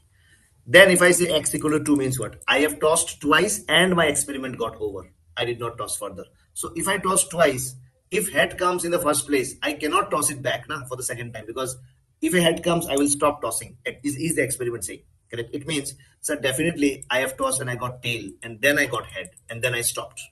Only then I will stop at X equal to 2. Clear? It means probability of X equal to 2 means first I got tail, that is probability of tail and these are independent. Probability of tail and probability of H. Independent means beta, occurrence or non-occurrence of one does not affect the probability of the other. Clear? So P of T into P of H. So P of T will be 1 by 4. P of H should be 3 by 4. So that is your P of X equal to 2. I think it's coming out to be 3 by 16. Clear? Okay. So now, what about the other one, sir? Is it possible for X equal to 3? Let's check. Probability of X equal to 3 means, sir, after 3 tosses, I have stopped. So what might have happened for me to stop after 3 tosses? Imagine, guys, first you tossed once, you got tail. And then you tossed again, you got tail. And then on the third toss, you got head. Possible or no? Because if I get a head, I will stop. So I will stop here. Or I cannot get head in the first 2 cases. Why? Because if I get head, I will stop. This time I have to do 3 tosses. Means first 2 tosses cannot give me heads. So first 2 tosses will definitely give me tail, tail. And the third one will either give me head or tail. Anything else possible, sir? No. Because in this case also, beta, I will stop because I got 3 tails. It means probability of X equal to 3 happens to be probability of TTH plus probability of TTT. So probability of TTH means probability of T whole square times probability of H plus probability of T whole cube. So probability of T whole square is 1 by 16 into 3 by 4 plus probability of tail is 1 by 4. Whole cube is coming up to be 1 by 64. So I think you are getting 4 by 64. That is 1 by 16. Okay, sir. Sir, what about X equal to 4 or X equal to 5? Are these tosses possible? Ask yourself, beta. See, Just now we discussed. Now I can do 3 tosses only if I get tails. Correct. The moment I get head in the third toss, I will stop. Or if I get tail in the third toss, I will stop. Now my experiment is over. So how will I do the next toss? So I hope you got this point, beta. So finally your answer. They're asking for mean, beta. What is mean? Mean is basically what? Sigma xi into, guys, what? Mean is what? So mean is x bar is sigma pi into xi. Clear? What is sigma pi into x? I mean respective probabilities into the value of the random variable. So what is the respective probability I got for x equal to 1? I think 3 by 4. Yes, sir. So 3 by 4 into 1. Plus, next for x equal to 2, I think we got 1 by 4 into 3 by 4, that is 3 by 16. So 3 by 16 into 2. 2 means for the random variable value. Yes. Plus, finally I got 1 by 16 if you check for the last one. Into 3. So I think you can see if you take LCM beta, how much we are getting? 4 4s are 4 4s are 4 3s are 12 plus 3 2s are 6 plus 3. So I think we are getting 12 6 is 18 plus 3 is 21 by 16. That would be your mean. Do we have this answer, sir? I think yes. We have it right at the start. So A is 21 by 16. Great. Next question, what it says. It is y equal to yx satisfies dy by dx minus determinant of a equal to 0 for all x greater than 0, and a is given as y sin x 1 0 minus 1 1 2 0 1 by x. Okay, and this is condition given. Obviously, we can understand this why it is given. Correct? Then they're asking this. So this is given for constants or finding constant. Okay. First, let's figure out what is determinant of a very quickly, beta. So y times, I think, minus of 1 by x minus sin x into how much? So sin x into 0 minus 2, clear, plus 1 into beta how much? I think 0 minus there is plus 2, yes. I think we got determinant of a equal to minus of y by x, correct, plus 2 sin x, correct, plus 2. So this is your determinant of a or mod a, whatever you want to call it. Okay. So now if we see, so this is my differential equation, dy over dx minus of determinant of a. So minus minus this will become plus y by x, and minus of 2 sin x plus 2 is what we are getting, equal to 0. So I think you can see very clearly that this looks like an LDE in y. Yes or no? So 1 by x times y beta, that answer will give us 2 sin x plus 2. Easy. So this becomes my qx, this becomes my px. So if will be e to the power integral px dx. 1 by x dx happens to be e to the power ln x. So finally answer is x. It means finally I have x times y, integrative factor times y, into integration of how much? 2 sin x plus 2, sir. Yes or no, guys? Into what, beta? Into integrative factor x into dx. So very quickly. So beta, now what we can write, sir? Now we can write x into y. Let's keep it as it is. Can we separate them? Yes. 2x sin x. 2 I'm taking here x times sin x beta. Everybody. Plus twice of integration of x will be x square by 2. Please check. Yes. Plus c. So we just need to integrate this. So let's do it. Xy is equal to twice of x sin x will be what? X into sin x will be minus of cos x. So minus x cos x beta. Okay. Minus minus plus integral. Derivative of x is 1 and sin x integral is how much? Minus cos x. So minus came here. Minus minus plus only cos x left. Correct. Plus x square is separate now. Please note. This much we got. So next what? Array are very simple. बहुत ही बढ़िया. So xy is equal to, so if you multiply what we're getting, 2x minus how much? Sorry, this is not minus, no, this is product. My bad. This is minus now, yes. So minus 2x minus 2x cos x plus how much? 2 sin x plus x square plus c. Finished. Now they are saying y pi is pi by 2. Y pi means what, sir? In place of x you put pi. Correct. And they are saying if in place of x if we are putting pi, y is pi by 2. Okay. So if in place of x, if you put pi, what happens? This one is gone, sir. And this one is what? This one is in place of pi. In place of x, if I put pi, cos pi is minus 1 is plus 2. So plus 2 pi. Plus pi square plus c. I think you can see pi square plus 2 pi square plus 2 pi gone. It means from here we get c is 0, sir. Do you all agree with me? Yes, sir. Obviously. Why not? So guys, so now, so eventually we have c as 0 means we are free of the constant. So xy is equal to very simple. how much? Minus 2x cos x plus 2 sin x beta, okay, plus x square. That is what we have when c is 0, right? Now they are saying what is y times pi by 2, I mean y of pi by 2. So if x is pi by 2 beta, why are we looking for y? So pi by 2 times y equal to cos pi by 2 will become 0, so that part is gone. Plus 2 into sin x is, sin pi by 2 is 1, plus pi square by 4, if you are getting what I'm saying. Correct? I think so, yes. I think that we have missed.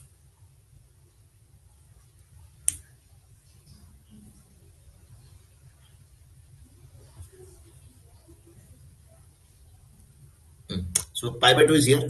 So we need to find out y. So very simple. Simple. Can we multiply with 2 by pi? If you multiply with 2 by pi, but how much? I think 2 by pi is 4 by pi, sir. Plus, I think it should be pi by 2. I think we have an option, sir. D for donkey again. Very simple question. Let's go to the next question, sir. The sum of all the local minimum values of the differentiable function. Guys, please understand. Sum of all the local minimum values. When they say sum of all local minimum values, means they are talking about minimum value of the function. They're not talking about local minima. It means you're not supposed to find out local minima x and then sum. No, you're supposed to find out the local minima and then put that x and then find out that functional value at that particular local minima and then add those values if you have more than one values. Okay, so let's check. First, obviously the minimum thing to do is f dash x. 3x square minus 6x minus 3 times f double dash 2 upon 2. This much I got. Okay, so sir, f dash x we got, but the point is how, what is this value? Is this value given to you? No, it's not given. So how to find this value? Because if we don't find this value, this will be a constant. How we are going to evaluate the minima? For this, sir, I think f double dash 2 can be found if I know f double dash x. So you can see this is a constant, right? So can we take another derivative, sir? Answer is yes. If we take another derivative of double dash x, this will be 6x minus 6. This part will become 0. Do you agree? From here, do you agree, sir? F double dash 2 can be easily found. 6 to the 12 minus 6, 6. And f double dash 1 can also be found. See, because see, for we know now for minimum value of the function, we need all coefficients of fx to find that. So f double dash 1 can be very easily seen as 0 because x equal to 1 will make it 0. Clear? So now we got our f dash x. So now let's write down f dash x again back. So 3x square beta minus 6x, correct? Minus 3 by 2 into, what is f double dash 2 is 6. So I think 2, 3. So it is coming out to be 3x square minus 6x minus 3 is a 9 beta. So if we put this to 0, do you get something common? Yes, 3 can be taken common out. So can we write it as x square minus 2x minus 3 equal to 0? So I think you should get this as how much? X square minus 3x plus x minus 3 equal to 0. From here, you should be getting x equal to 3 and x equal to how much? Minus 1. Okay, sir. Got it, sir. Okay. Then what, sir? Then what to do? So you got x equal to 3 and minus 1. So what do you think? So they're looking for minima. So this is minus 1, this is plus 3, right? So sir, this is plus, this is minus, this is plus using VV curve, right? So we are doing the first derivative test. So what do you think? So increasing, then decreasing, then increasing. So point of minima is definitely local minima, they're saying, not absolute minima. Please be very careful. So here, okay, in this particular case, if they're asking for absolute minima, you cannot find this out. Why, sir? Because see, the domain is R, means it will go all the way to minus infinity. So absolute minima does not exist. Okay, that's why they are talking about local minima. So if they're talking about local minima, sir, so very easily, this part is my local minima. I mean, x equal to 3 is creating my local minima. They're saying sum of all local minimum values. So you have only one local minima. Correct, beta? So don't get confused. If I have only one local minima and they're asking for sum of all possible local minimum values, so I will just find out that particular value. That's it. Clear? It means I need to find out f of 3. Do you agree or not? Do you agree or not, guys? So f of 3 will be found very easily now. Why, sir? Because we know everything, sir. So f of 3 should be, sir, equal to 3 cube, that is 27, minus 3 into 3 square, that is 9, minus 3 by 2 into f double dash 2 is 6 into x is what? 3. You can put it back, plus f double dash 1 is 0. So I think that should be your local minimum. So if you cancel, this will be cancelled. 2, 3. Is it minus 27, sir? Yes, sir. Again, we have C for caterpillar. Okay, but so let's get started. The next question. The value of k belonging to R for which the following system of linear equations, this has infinitely many solutions. Now they're saying find out that value of k, which is a real number, for which this system should be having infinitely many solutions. Means they are saying that this system has infinitely many solutions. Means what? Sir, as we know, indeterminate x is equal to dx upon d. I hope I hope you all know this, so I'm not elaborating on this. So dy upon d and z is equal to dz upon d. So that's Cramer's rule, right? And you all know this, sir. The moment d becomes a non-zero quantity, immediately these three will have a unique solution. Yes or no? That can be 0, 0, 0 also, but that is also still a solution, right? We'll have a single solution for sure. It means the first and foremost criteria that d cannot be non-zero. It has to be zero for infinite solutions. Basically, that alone is not enough, but the minimum part is d equal to 0. That should happen, or else I'll have unique solution. Means the first thing that we should encounter, the first thing that we should check is always d equal to 0. Okay, nothing else. And this d is the determinant or delta. Okay, beta. Some people write in terms of d, so I'm also writing in terms of d. D does not mean you discriminate. Okay, don't do that. Okay, so delta equal to 0 means delta means the coefficient determinant, that is 3 minus 1 4 1 2 minus 3 6 5 and k. That coefficient determinant should be equal to 0. In that case, just break it. I think k is the only variable unknown left, so it will come out very simply. So 3 times how much beta? Tuck tuck, sir. 2k minus minus plus 15, sir. Minus minus plus 1. So if I break this, tuck tuck, how much? K minus minus again plus 18 plus 4 times how much? 5 minus 12. 5 minus 12 is equal to 0. Simply you will get the answer 6k plus 45, I think, right? Plus k plus 18, sir. Yes, plus 25 minus 12 is how much? So 5 minus 12 is minus 7, right? Yes, minus 7 times 4 is minus 28 is equal to 0. 6k plus k is 7k, correct? This is plus 45. I think 18, 28 is minus 10. So I think 7k should come out to be 35 on that side, should minus 35, hence k should be coming out as minus 5. Please check. Do we have again donkey, sir? Yes, sir. Again donkey, sir. Okay, beta. The next question says what, sir? The next one says in a triangle ABC, if BC is 3, length of BC is 3. Okay, beta. So I think, sir, let's take this as BC. This looks the smallest side. CA as 5 and B as 7. Let's say this is 5 and let's say this is 7. Okay, beta. Okay, fine. Just see, we got all the sides. Okay. So side lengths are given. Remember, no? Pay attention. Then they are saying projection of the vector BA. BA means BA, BA, BA, BA, BA, CA. Okay. BA means this vector BA. Okay. On BC vector. So whenever we say beta, projection of one vector on another vector, that another vector is always taken with unit cap. Yes or no? It means BA vector dot BC vector's unit cap should be the projection. Do you all agree? So that is your projection. So if you break this, it will be mod of BA. Mod means magnitude, into mod of BC will always be 1 because of unit, into cos of the angle between them. So if I ask you what is the cos of the angle between these two vectors, you will say the cos of B. Now, in a general board question, what will happen, beta? If board's question is given, or if you're writing questions for the boards, you will see B will be directly given to you. They will say angle between them is 60 or 30 or 90 or whatever it is. Correct. Obviously, 90 will not be possible because in that case, we will not have any projection. But obviously, as because it is for JEE level question or something like, that's why they have given you indirectly the value of B. That is cos B. They have asked you to find using the sides. If you can see, they have given you 3 sides. Why for? What for, sir? So that I find this cos B, because this question has nothing. Because mod of BA we know this is 7. I just need to find out cos B. So I think the moment you see the 3 sides, you understood. So cos of B will be what? I think cosine formula will have to apply. That is 3 square plus 7 square minus 5 square upon 2 into 7 3 is 21. Come on, guys. I hope you're getting. So cos B should be 3 square is 9, but 7 square is 49. That is 58 minus how much?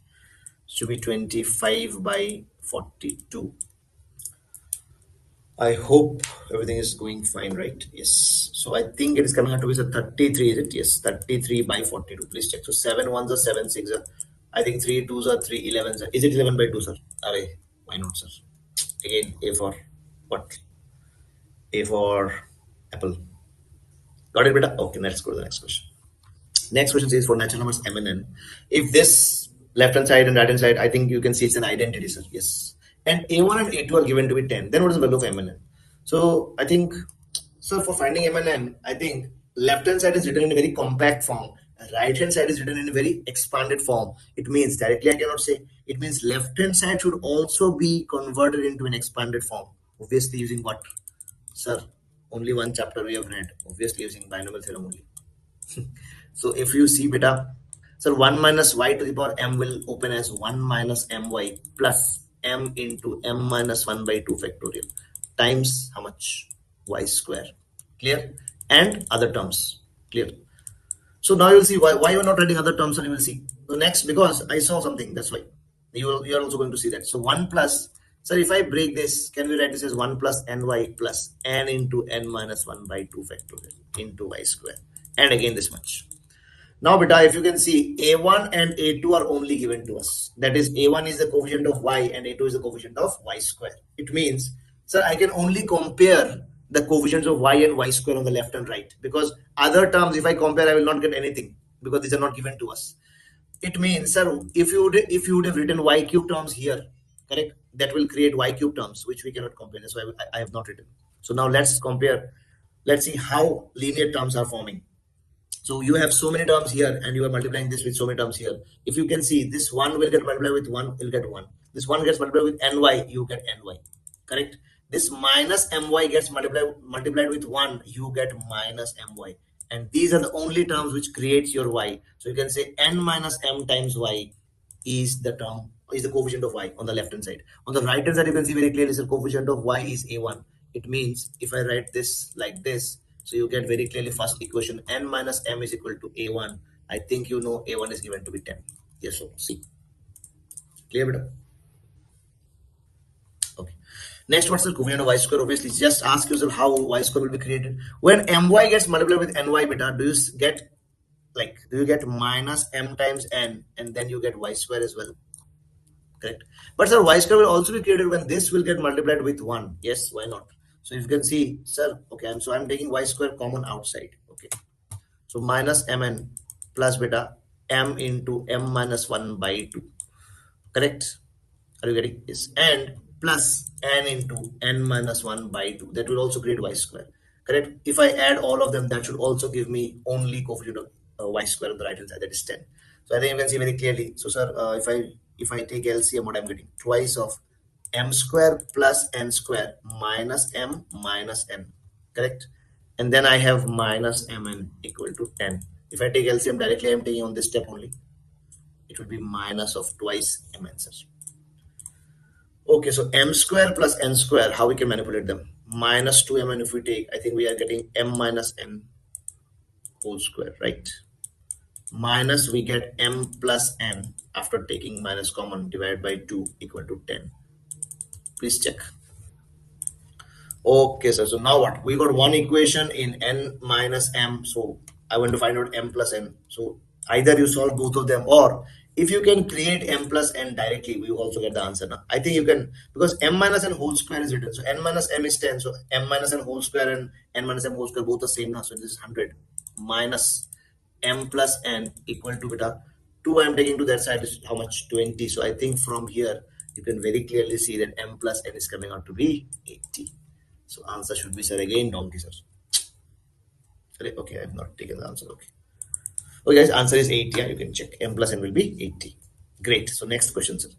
Next question says S is a set beta when theta belongs to this set minus pi to pi, but it is removed two values, minus pi by 2 and pi by 2. And then we have got this value. I mean this equation. So basically a trigonometric equation we need to solve and find out which theta satisfies this equation as well as lying within this range.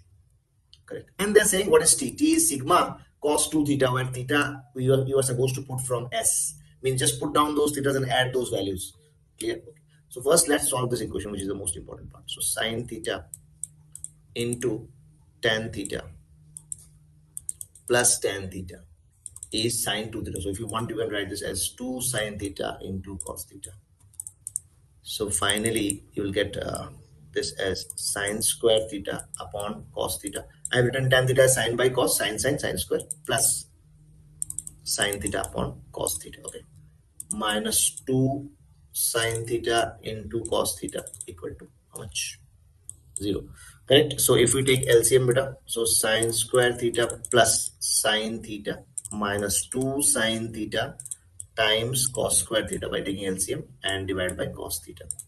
Correct. So you can see theta has been removed from plus pi by 2 minus pi by 2, means cos theta will never ever be 0. So this is not 0. So can I take it to that side? Yes. So I can remove that term totally. Okay. Now what we can do, sir? Now very simple. Can we take sine theta common?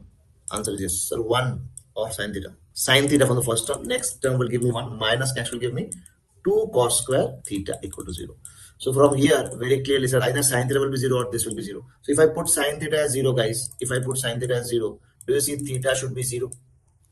Any other value? If you check, oh, sir, closed interval minus pi to pi means 0 is not the only answer. Minus pi and pi are also there. Yes or no? Any other value? No.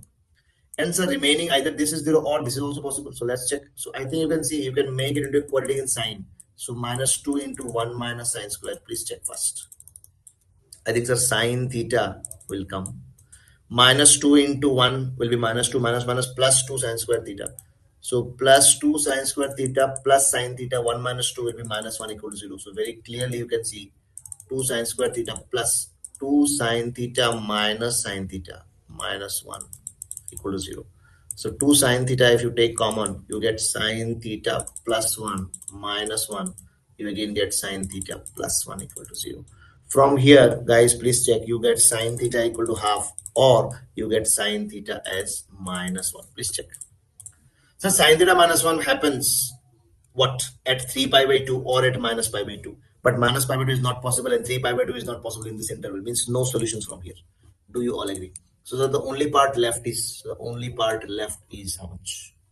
So I think sine theta equal to half or minus of half. Sine theta is equal to half, sir.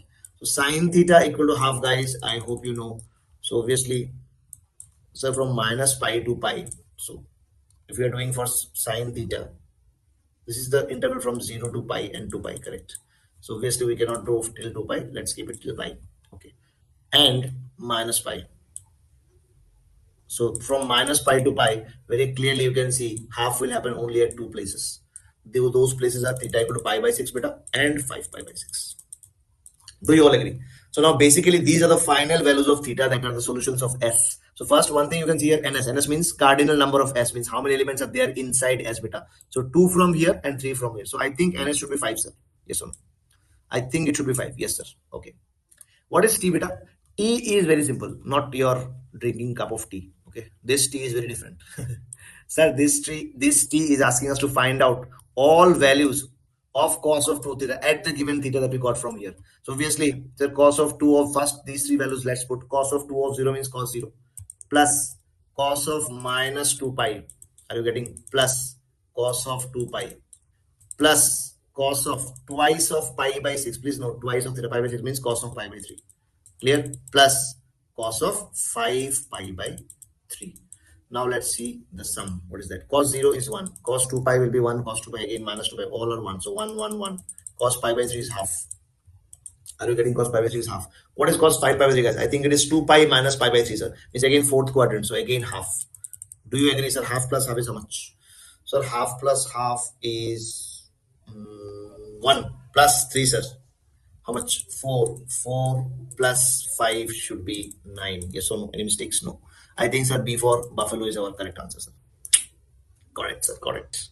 Very easy question, guys. Just little bit cautious. Be little cautious, okay? The only mistake that happens in such questions from the students is generally not conceptual clarity, because conceptual clarity is there, but silly mistakes because of missing some points, either of underlooking the question or like things. So just be very cool and just go ahead, okay? So beta f is a function from r minus alpha by 6 to r. Be defined by fx is this, okay? Okay, so this kind of questions are coming in JEE repeatedly, okay? So I'll show you how, but you just remember, if it is linear upon linear, and if this happens, f of x is x, means f of x is becoming x, means we know, sir, when f of g of x is x, g becomes the inverse of f. But here in place of g, I can see f. So f of x is x, means what? This f has to become g, means this f is inverse of itself. Okay, this is the condition. Always remember, whenever you have linear expression like this, okay, whenever you have linear expression like this, and if this happens, this value, whatever is this value you can see here, yes, they will be the, whatever constant you see here will be the negative of this coefficient. Or you can say, if you add them, 5 plus minus alpha, answer should become 0. Hence your alpha is 5. So this is a shortcut you should use, okay, in the question. So answer is B for buffalo. Okay, but I'm showing you very quickly, beta, very quickly, because this is a shortcut, but general method you should know now. So y is equal to 5x plus 3 divided by 6x minus alpha. Okay. So what we do is we find out the inverse, because and then we try to equate the inverse with the function itself. So very quickly, sir, how to find out inverse? In place of x, you put y, please, and vice versa. So x will be equal to 5y plus 3 divided by 6y minus alpha. And then you convert y in terms of x totally. So 6xy minus alpha y equal to 5y plus 3. So our job is to find out y separate totally. It means all y terms will be taken together. So 6, I think, minus alpha x, yes. Alpha x, yes. Minus alpha x, so 5y plus beta. So all y terms on one side, that is 6xy minus 5y, sir, equal to alpha x plus 3. Please check. From here, do you see, sir, y it will be equal to alpha x plus 3 divided by 6x minus 5. Please check. So that is your inverse, which should be equal to your original function. If you compare, do you see, sir, coefficient of x should be same. There is alpha should be 5, and here also it should be same. So I think, sir, your shortcut is working. Yes or no? I told you, but okay, this is something that we have seen, that I have seen, and then I used it as a shortcut. Where if you identify this particular question immediately in 10 seconds, you get your answers. Okay. Just now I showed you earlier. Okay. Next one. Next one says what, sir? Next one says let p be a variable point on the parabola. Okay. This is parabola. The locus of the midpoint of the point P. Okay, first let's draw the parabola, sir. It will look like what, sir? I think it will look like beta 4x square plus 1, na? 4x square plus 1, something like this. Correct? Yes, sir. And y equal to x is my line. I think they have given now. Yes. They are saying from any damn point, if we drop a perpendicular, from any point beta, if we drop a perpendicular, okay. So obviously it will lie on this line. So do I know the coordinates of this line? No. Let's call it c comma c or a comma a, whatever you want. Okay. Okay, sir. Got it. Then they're saying midpoint. So this particular point we don't know. Correct. For now we can take this as x comma y or x comma 4x square plus 1, whatever, or parametric point, whatever. I'm taking this. And this point is the midpoint h comma k. So if this is the midpoint, they're saying locus of this midpoint of this particular line segment is this, or find the locus, right? It means, sir, finding locus means what? Always remember, in finding locus, the first thing is satisfy the given conditions, whatever is there, whatever they're saying. While satisfying this, you might assume, or you might have to assume certain parameters which are not there in the question. Do you see x comma y is not the parameter? Here I have taken c comma c. This is the parameter. H comma k is the locus that I want to find out. This x and y are from the parabola. So they are the representative of the parabola. Correct? So now let's apply the condition. They are saying h comma k is the midpoint. So I think you can see. So I think h will be equal to x plus c by 2 and k will also be y plus c by 2. So midpoint condition have we applied, sir? Answer is yes, we have applied. But sir, they are saying foot of perpendicular. So foot of perpendicular condition we have not applied. So either, so I think better. So sir, this line will be perpendicular to this. So this is 90. So don't you think, sir? I think c minus k, or whatever it is, c minus k by c minus h should be equal to what? Minus 1. Because this slope is m is 1. From here, do you see c minus k comes out to be h minus c. Hence h plus c comes, sorry, h plus k comes out to be beta 2c. Okay, so c comes out to be h plus k by 2. So basically, guys, I am telling you out. Always remember, in finding locus, the main thing is first satisfy the conditions. In satisfying the conditions, you have to sometimes assume, not every time. Sometimes you have to assume some parameter. This time we have assumed this. Why is that even calling them parameter? Because these are the points on another line now.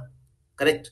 And these have got nothing to do directly with the locus. Because this particular point I can take as something else. Somebody can take theta comma theta. Somebody can take p comma p. So these are your parameters. Means your job is to remove all the parameters.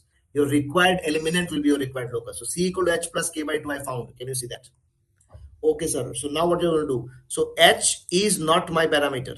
Parameter is c. It means I have to remove c here. From here, let's put it here. What do you think? Sir, h will be equal to x plus c is h plus k by 2 or h by 2 k by 2. Similarly, sir, 2k will be y plus c, again h by 2 plus k by 2. Come on, guys. I hope you're getting. Okay, sir. Now I think we are getting. And now, sir, you will say, sir, what about this x and y, sir? That also we don't want. Correct? But this x and y are lying on the parabola. We have not used this fact yet. So now we are going to use. But before that, do you see? So 2x h equal to x plus h by 2 plus k by 2. So if I take this h this side, I think 3h by 2 minus k by 2 will be my x. All of you check. And again, 3k by 2 minus h by 2 will be my y. It means from here I get x, or from here I get y. But these 2 points are random points x comma y. We have still not told you that they are lying on the parabola.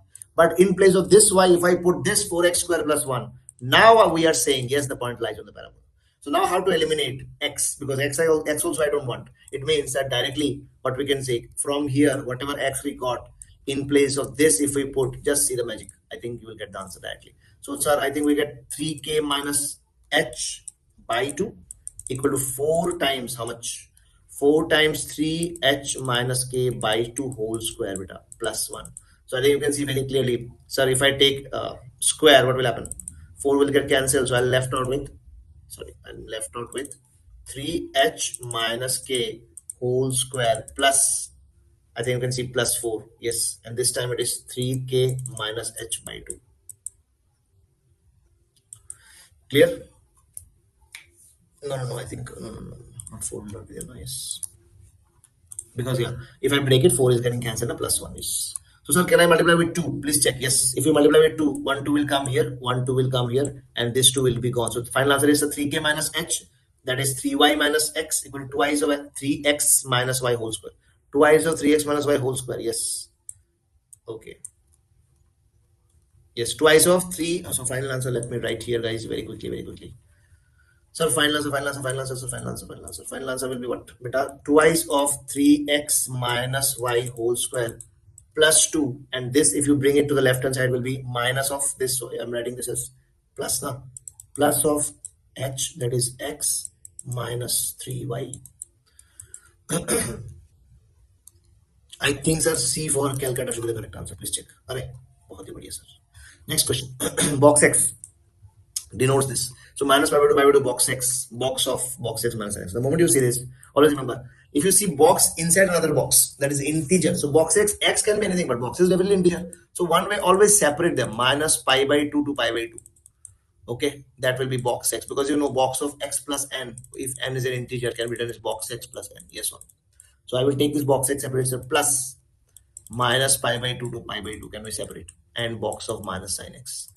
So now I think you can solve very easily, because minus pi by 2 is minus 1.5. Now I think you can see this greatest integer will give us different results based on the limits. So one way could be minus 1.5 to minus 1. You'll get minus 2.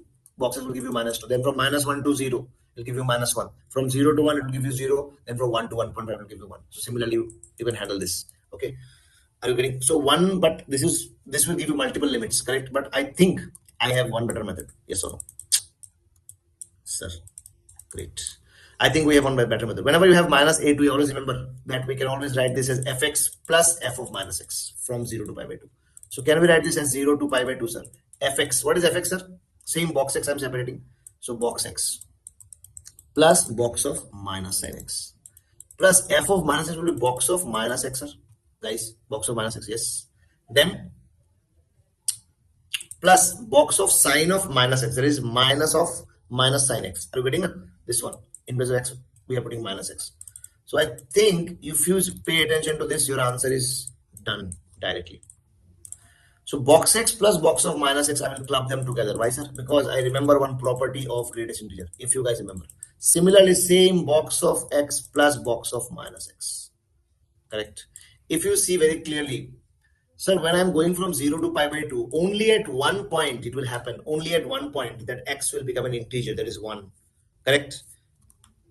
And that will not affect the entire integration. So for all other points, x is not an integer. So I hope you know box x plus box of minus x is equal to 0 when x is integer, equal to minus 1 when x is not an integer. So answer should be minus 1 from here, as well as this will never be integer. So that will also be minus 1. So I think we are getting minus 2, and then we are getting pi by 2. So our answer should be minus pi. Let's check, sir. Let's check. Arey, बहुत ही बढ़िया. So this method was, I think you like this method. This was brilliant. Here you will take some little more time in evaluating all the individual integers. Okay. Next question. It says what, sir?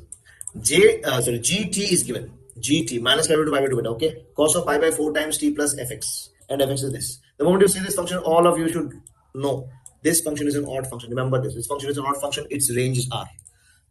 Okay. Two aspects about this is very important. Okay, sir. Now what they're saying, which one of the following option is correct? So g of t from minus pi by 2 to pi by 2 How can we integrate this? Because now for this integration, please check. Variable is x, so t is behaving as a constant. Point number one. Correct.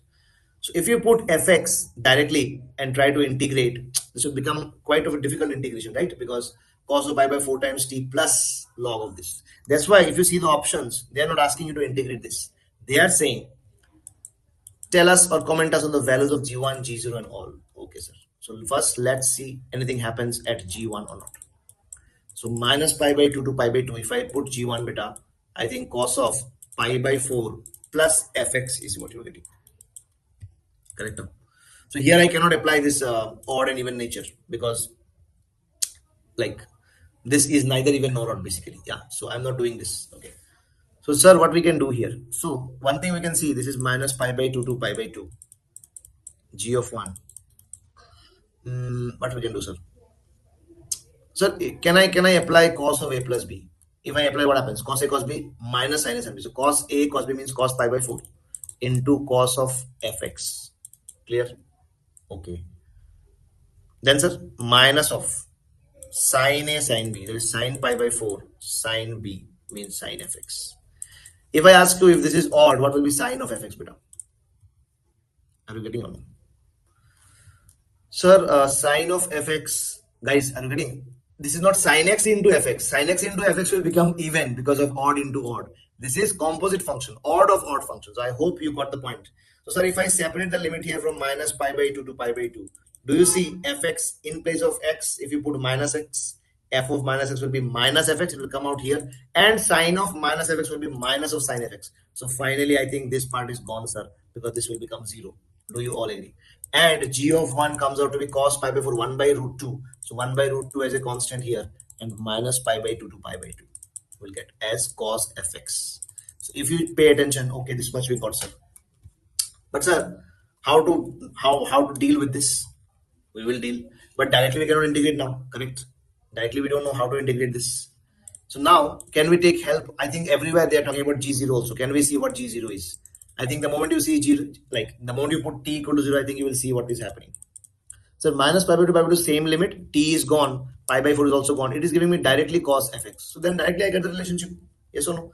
So minus pi by 2 to pi by 2 cos fx is my G0 now. So I think very simple. So root 2 times g of 1. Are you getting, guys? This part is your g of 0. So root 2 times g of 1 should be my g of 0.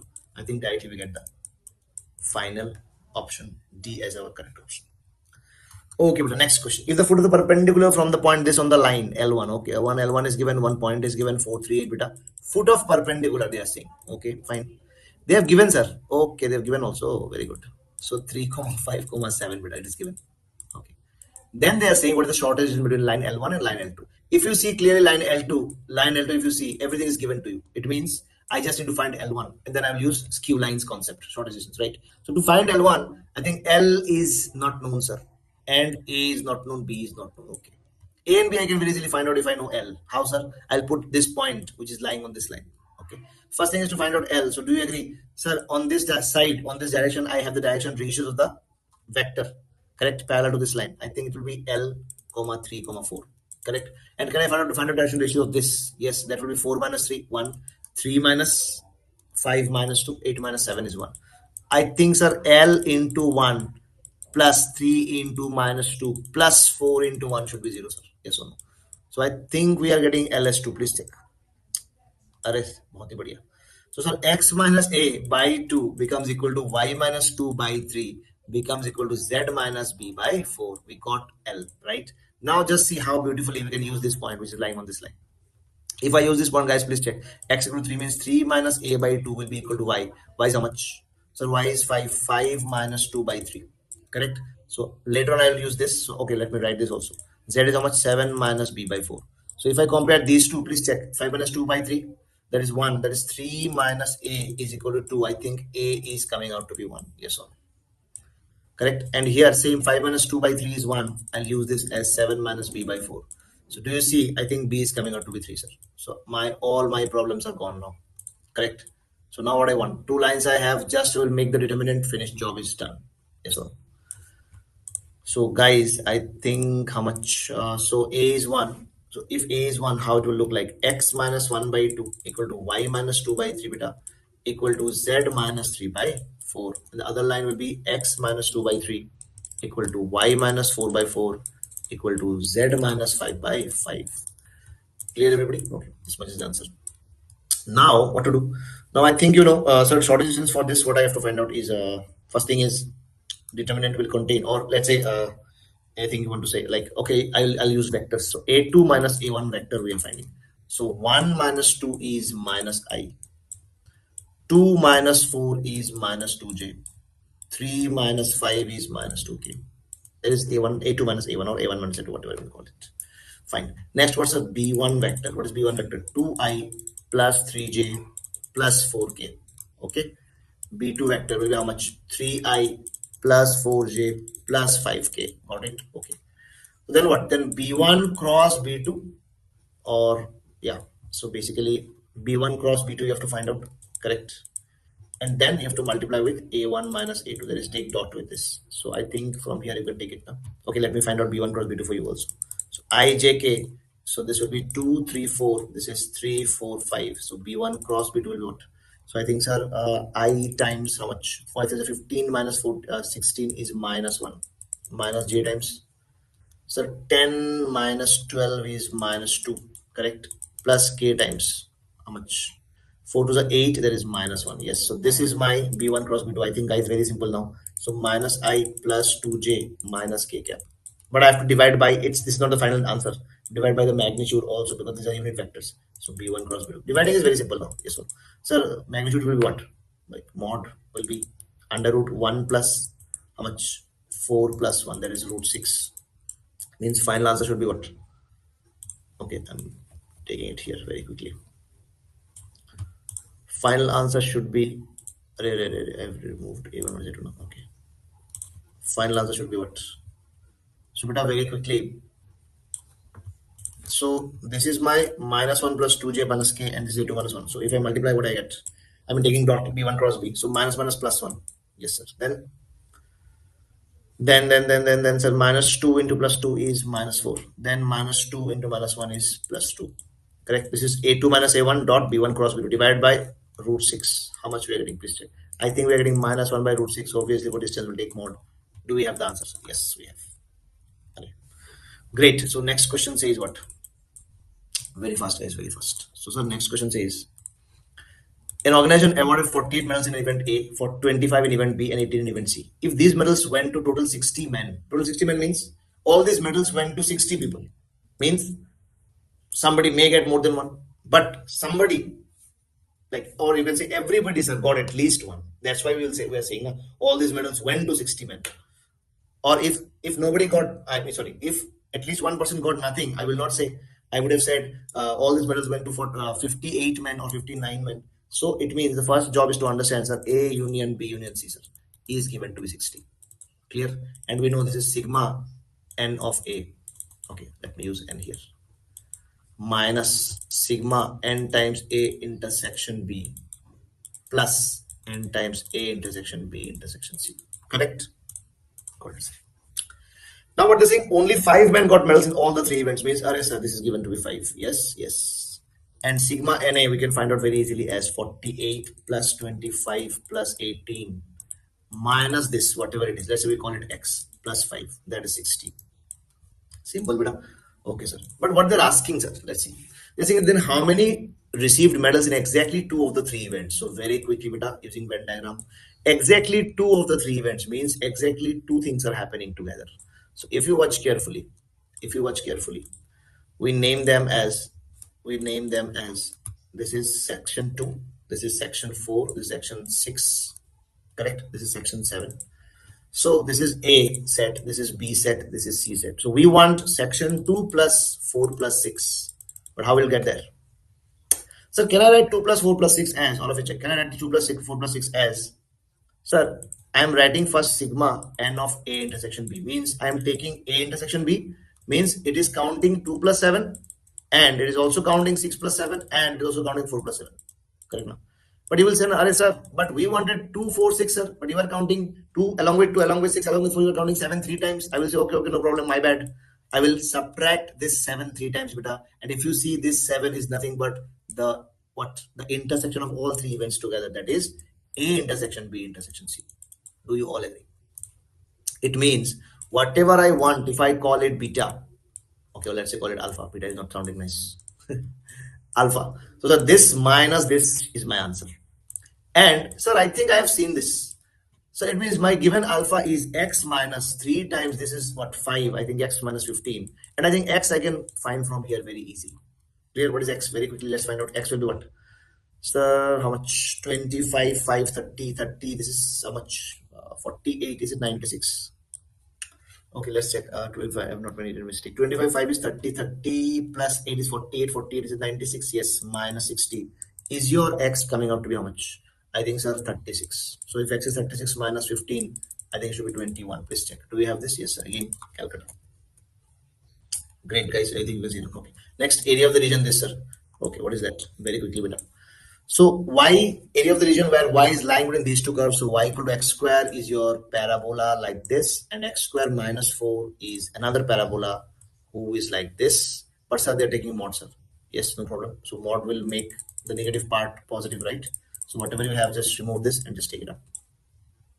So this is the final graph. But sir, they're saying y should be greater than or equal to 1. Okay, but what is this length? If you check, this length is y equal to 4, sir. Clear? Okay, fine. So y equal to 1, sir, y equal to 1, how will I understand where is y equal to 1? Or let's say, what is this point, guys, if you check very clearly. So sir, this point will be, so this is the intersection of upper parabola minus lower parabola. So lower parabola, this equation is 4 minus x square, okay? Okay, fine. So this is equal to the lower parabola, which is y equal to x square. So if you see clearly, sir, 2x square is 4. I think x is coming out to be plus minus root 2, sir. So this point should be my root 2. It means root 2 is 1.4. It means y equal to 1 should be somewhere here. Guys, I hope you're getting clear. So we want the expression, or I mean the region, to lie between these two curves as well as to be more than 1. Means, sir, can we talk about this region? Yes. And can we double it later? Are you getting on? Yes. Okay, sir, but then what to do? So how to find out that region? Okay. So very quickly, so this part is y equal to 1, okay, and this is y equal to 4, okay, fine. So, and we want region which is lying like above this curve and below this curve, okay, above this curve, below this curve. It means this portion, right, as we discussed, and above this line as well, okay. But then, like, how to take this, sir? Guys, what do you think? How to take this?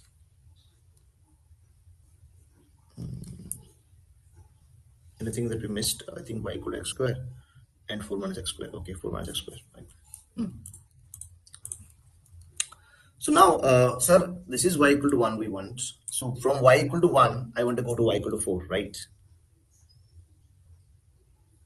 So if I'm going from y equal to 1 to y equal to 4, so do you see, sir, I think at this particular point, there is a problem. At this particular point. Why? Because till this point, if I say, sir, right curve minus left curve, or if I just take this point, I think this point came out to be root 2 now. I think this point came out to be root 2 or not. This point is 4 minus x square now. Yes, and x square. I think 2x square is equal to 4, so x square is 2. Yes. So from 1 to root 2, if I'm going, sir, guys, please check. I think this lower parabola is enough, correct? So we can just say, sir, root y, because y equal to x square, or we can say x is equal to root y beta. Okay, so x equal to root y dy will just do the job, correct? But sir, after this point where they have met, this guy is going up, and this is like this particular area is covered only by this. So this graph is enough, if you see. So if you say, sir, from root 2 to 4, if we are from root 2 to 4, if we are going, only this parabola, that is 4 minus x square, this one is enough. But now as we are traveling on y-axis, I think you can see 4 minus x square equal to y will create x equal to root 4 minus y. So I think root 4 minus y dy will be enough for you. Yes. So very easy, guys, very easy. Oh, sir, what about, sir, you did not do one thing, sir. What, sir? Sir, you did not multiply. Obviously, beta, I'm talking about this part. So this is our A1, correct? So for the required region, let's say A, that will be twice of A1, because we have this region too, because it is symmetrical, right? So just put these values. Root y will be what? Y power 3 by 2, and this will be 2 by 3, correct? from 1 to root 2. And this will be what? 4 minus y to the power, how much? Again 3 by 2. But remember to put 1 minus 1, okay? So 1 minus 1 will be here and 2 by 3. Correct? Take it from root 2 to 4. That's it. Okay. Please check. I think your answer should be C or D. Which one? Okay, C. Yes, C is your answer. Okay, very easily you'll get the answer. Okay. Next. They're saying if three positive numbers A, B, and C are in AP such that ABC is 8 beta. Okay. Then the minimum possible value of B will be. The moment you see, okay, ABC are positive numbers, they are in AP. So one thing is you will say, no, sir, can I take the numbers like this? I will say, yes, you can. Why not? But if sum was given, it would have been beneficial. But as because only information, and please understand, when you say, sir, can I take the numbers as A minus D, A plus D, I have used the information that ABC are in AP. It means this information is used, exhausted, right? Now the only information left is this. So if you multiply beta, do you see there is a problem, sir? Because if you multiply, we have got two variables in one equation. From here, how I can comment on possible value of B or minimum possible value of B? See, if we are able to express A in terms of D, then maybe we can think of calculus or something. So we cannot use like this. So this way it seems to be data insufficient. Okay. Again, another thought can come to your mind, sir. Maximum minimum cases we always use. Sometimes we use, many times, AMGM. Can we use AMGM? AMGM, I want you to know AMGM is not only restricted for AP and GP. AMGM can be used for any set of numbers which are not even in AP and GP. Are you getting? It means, sir, x1 plus x, because AM is what? AM is the average of numbers, beta. Correct? Arithmetic average. So that is not only like, what to say, for those numbers which are in AP. Okay. So A plus, so if ABC are in AP, we can use AMG, but I'm saying if I have three numbers which are in AP or even not in AP, I can always say that A plus B plus C by 3 will be greater than equal to ABC to the power 1 by 3. It's very important to understand. So now do you agree, sir? This is, I think, 8. So 8 power 1 by 3 will be what? Will be 2 now. Clear? I think you are getting. And A plus B plus C by 3. But sir, now, do you agree that still now we have not used the information that they are in AP? Please check. Still now we have not used the information that they are in AP. Okay. So if yes, then, so obviously in the particular question, if I just keep it here, I have no idea. I have idea about A plus B plus C by 3 greater than equal to 2, but I have no idea about B. They are saying what is the minimum possible value of B. It means, so let's check by using this information that we have not used yet. Because we have just considered three numbers A, B, C. So do you see, so 2B will be equal to A plus C. So in place of A plus C, but if I bring 2B, I get 3B by 3. I think the moment you write this, you get your answer. So B should be greater than equal to 2. So now we can see how this data is used, this information is used to find out the minimum possible value of B. I think it's 2. Yes. Next, let alpha be the angle between the lines whose direction cosine satisfy the equation this and this. Then value of this. Oh, what is this, sir? Don't get scared. This is sine power alpha, sine power 4 alpha and cos power 4 alpha beta. Once you find out alpha, these are very simple things. So let's focus on finding alpha. But before that, always remember, like these two equations are given, L plus M equal to N and this. So we have to use them to find out L, M and N. Okay, let's see. So if we use them, beta, L plus M equal to N, if we use them here, so L square plus M square minus N square. So N is L plus M. So if we use them, I think you are getting L square plus M square minus L square minus M square minus 2ml equal to 0. From here, do you see M into L is 0? It means that either M will be 0 or L will be 0. Clear? So if M is 0, so these are the two possibilities between these two relationships. So if M is 0, definitely we'll get a conclusion. If M is 0, immediately N becomes equal to L. Yes? But these are the relationships. What is the value, sir? For this, you are missing out one very important fundamental equation. That is L square plus M square plus N square should be 1. You can see very clearly M is 0, L and N both are same. So do you see from here, N will come out to be plus minus 1 by root 2. Please check. Because L square is N square, so N square is equal to 2N square equal to 1, N square is half, N is equal to plus minus root 2. Sir, if N is equal to plus minus root 2, then L is also plus minus 1 by root 2. Clear? Okay. And what will happen to L equal to 0, sir? If L equal to 0, same thing will happen. This time M will be equal to N. It means that this time M equal to N will be equal to plus minus 1 by root 2. It means very simply, beta, very simply, we got the values. It means, so L, M, and N, if I want to list down. So if L is 1 by root 2, N is also 1 by root 2. In that case, M is 0. Do you see that one? Clear? And when L is 0, because there are only two possibilities. Either M is 0, because when you say M is 0, correct? Are you getting? When you say M is 0, N and L are not 0. Correct? They are giving you two values. So this is one set. And when you say L is 0, M and N are not 0. They are giving another set of direction cosine. So now I think you can see very clearly, sir, L1 times L2 plus M1 times M2 plus N1 times N2. So our cos theta or cos alpha will be 1 by how much? 2. I think you can see your answer very clearly. Sir, cos alpha is half, means what? Sin alpha will be what? Root 3 by 2, right? Because alpha is 60 degree, that is root 3 by 2. So this is sine power 4 alpha, there is root 3 by 2 square and then square again. Correct? Plus cos alpha is how much? Half square then square again. So root 3 by 2 is how much? 3 by 4 whole square plus 1 by 4 whole square. Come out to me, I think 9 by 16 plus 1 by 16. But 10 by 16 should be 5 by 8. Yes or no? Yes, sir. I think again A for apple is the correct answer. Next question says, if A is theta belonging to 0 to 2 pi, this is purely imaginary, then the sum of elements in A. Very simple, beta. Just see, they're saying this complex number is purely imaginary. Means take this complex number, find its real part, put it to 0. It means a 1 plus 2i sine theta whole into 1 plus I sine theta. Clear? Whole divided by 1 square minus minus plus. I hope you are getting sine square theta. Guys, one step I've done, like without writing. A plus b into a minus will give you 1 square minus I square sin square theta becomes plus sin square theta. So I think if you multiply, you get 1 plus iota sine theta plus 2i sine theta beta. Then what? Plus 2i square, that is minus 2 sine square theta divided by 1 plus sine square theta. So very easily, if we separate the real part and imaginary part, you can see very clearly. So these are the imaginary parts. We don't care about the imaginary part because we are looking for real part. So 1 minus 2 sine square theta divided by 1 plus sine square theta, that should be 0, sir. Clear? So from here, very easily, sine square theta is coming out to be half. Correct? I think so. Yes or no? Yes. So I think, sir, from here, sine theta will be 1 by root 2 as well as sine theta will be minus of 1 by root 2. So now let's see. So from 0 to 2 pi, we have to find out the values. So let's draw the diagram. I mean graph of sine x. So 1 by root 2 will happen twice. Tuck, tuck. So first time will happen at pi by 4. So obviously pi minus pi by 4. Correct? That will be how much?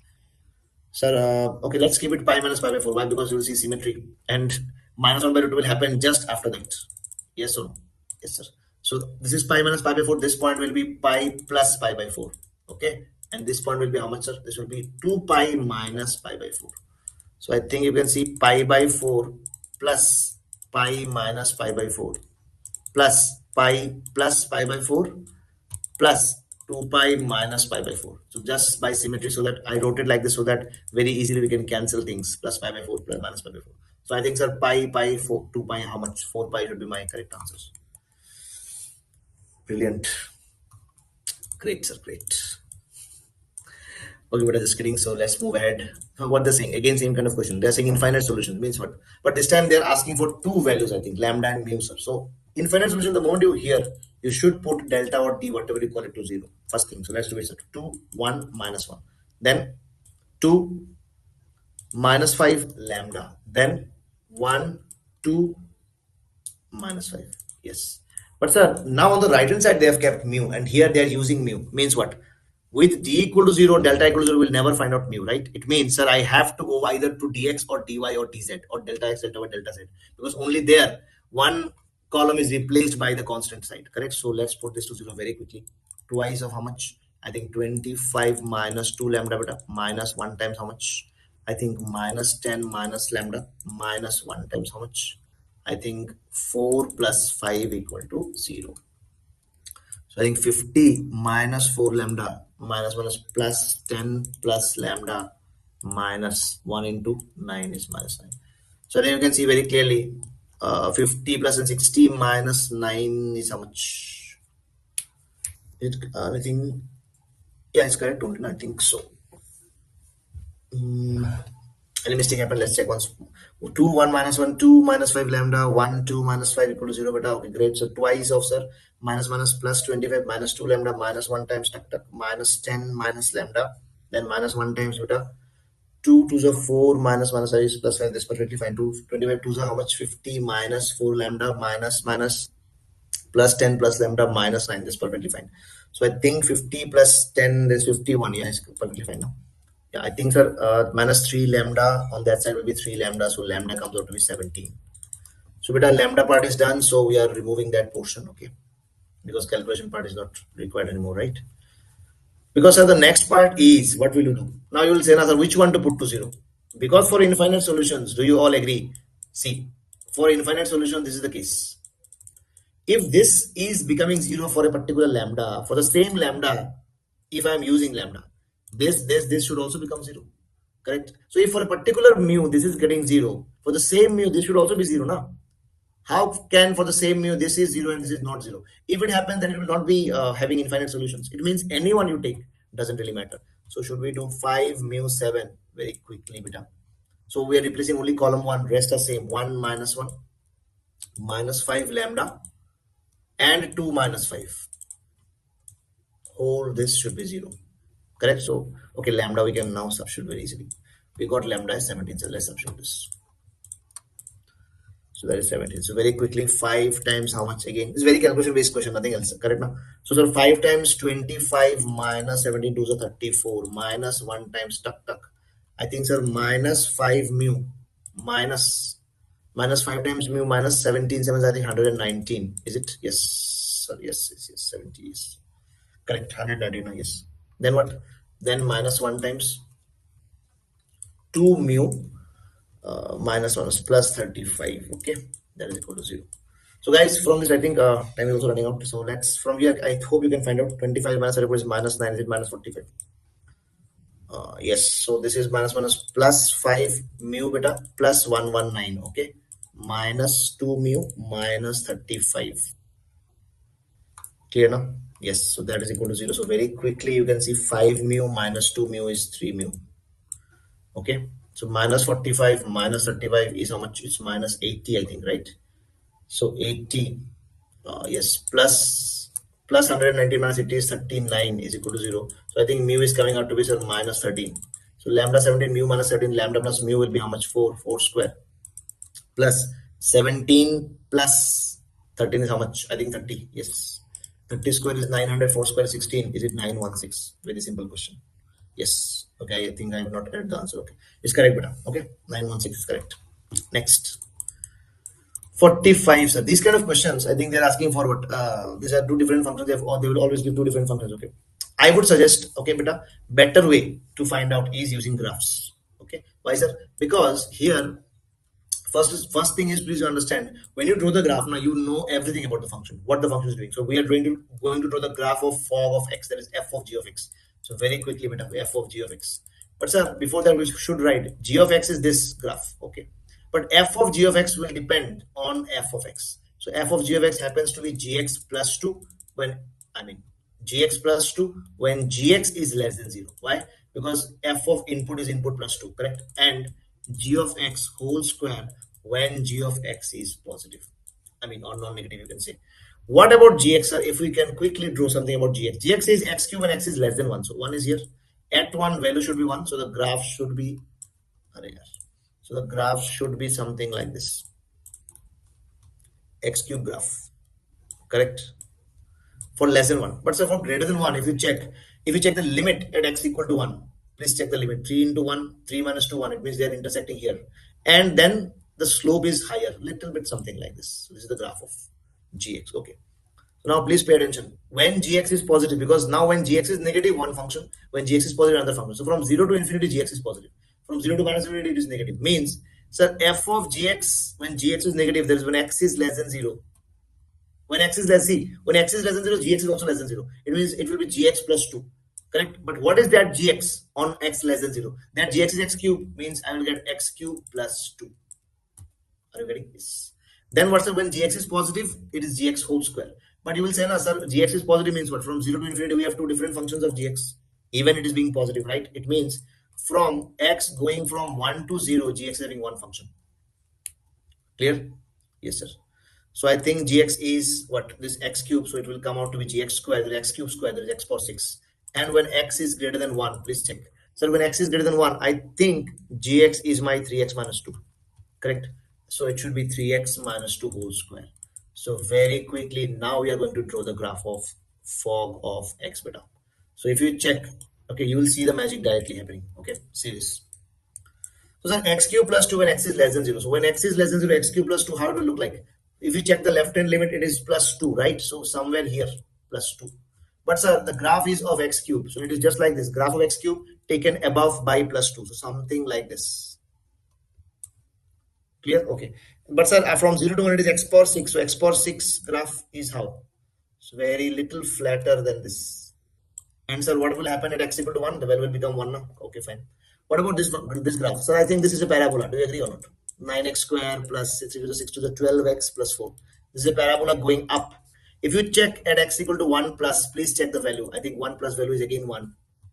Correct, beta? Yes, sir. But sir, how to draw this parabola? I have drawn it like this.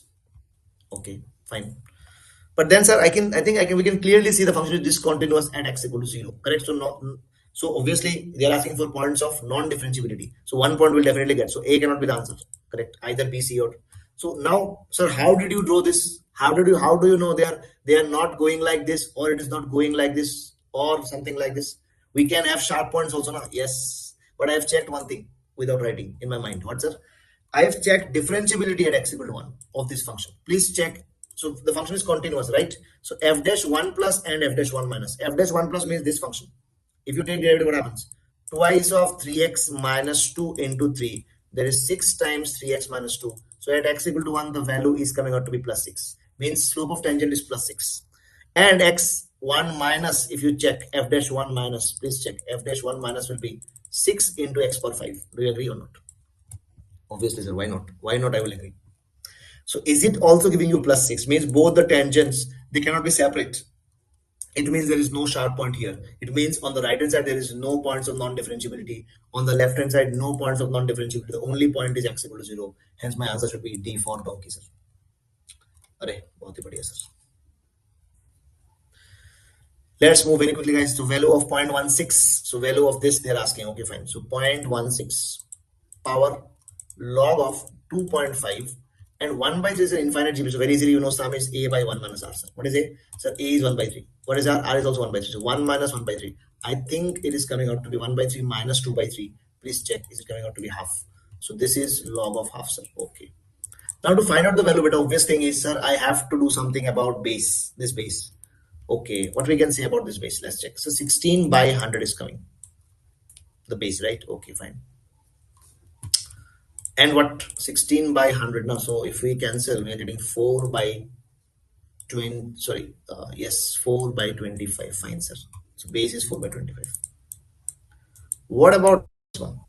So this is okay. So this is 2.5. This is half, sir. What we can do now? Anything that we can do, sir. But I think like we cannot find out these values now. So the only way I can get this to an integer is because we have moved into integer segment numerical value. Means I think base and this base should be, we can think of making them equal. So this base is 4 by 25. We are thinking how we can make this anywhere between 4 by 25. What we can do. So 2.5, can I write this as 5 by 2? Please check. Can we write this as 5 by 2? And this is half. Okay. Or if you want to write, you can put this as 2 power minus 1. Correct. Yes, sir. So now I think you can see, sir, I think if I write this as 5 by 2, this is 4 by 5 is nothing but 2 by 5 whole square. Do you agree? So this is 5 by 2 now. So can I write this as 5 by 2 to the power minus 2? Whole raised to the power log of 2 power minus 1 base is 5 by 2. Are you getting 4 by 5 written as 5 by 2 power minus 2? Sir, I think now you have made these two bases same. So this minus 2 is as a multiplication in front of as a coefficient of log. Can I take it here?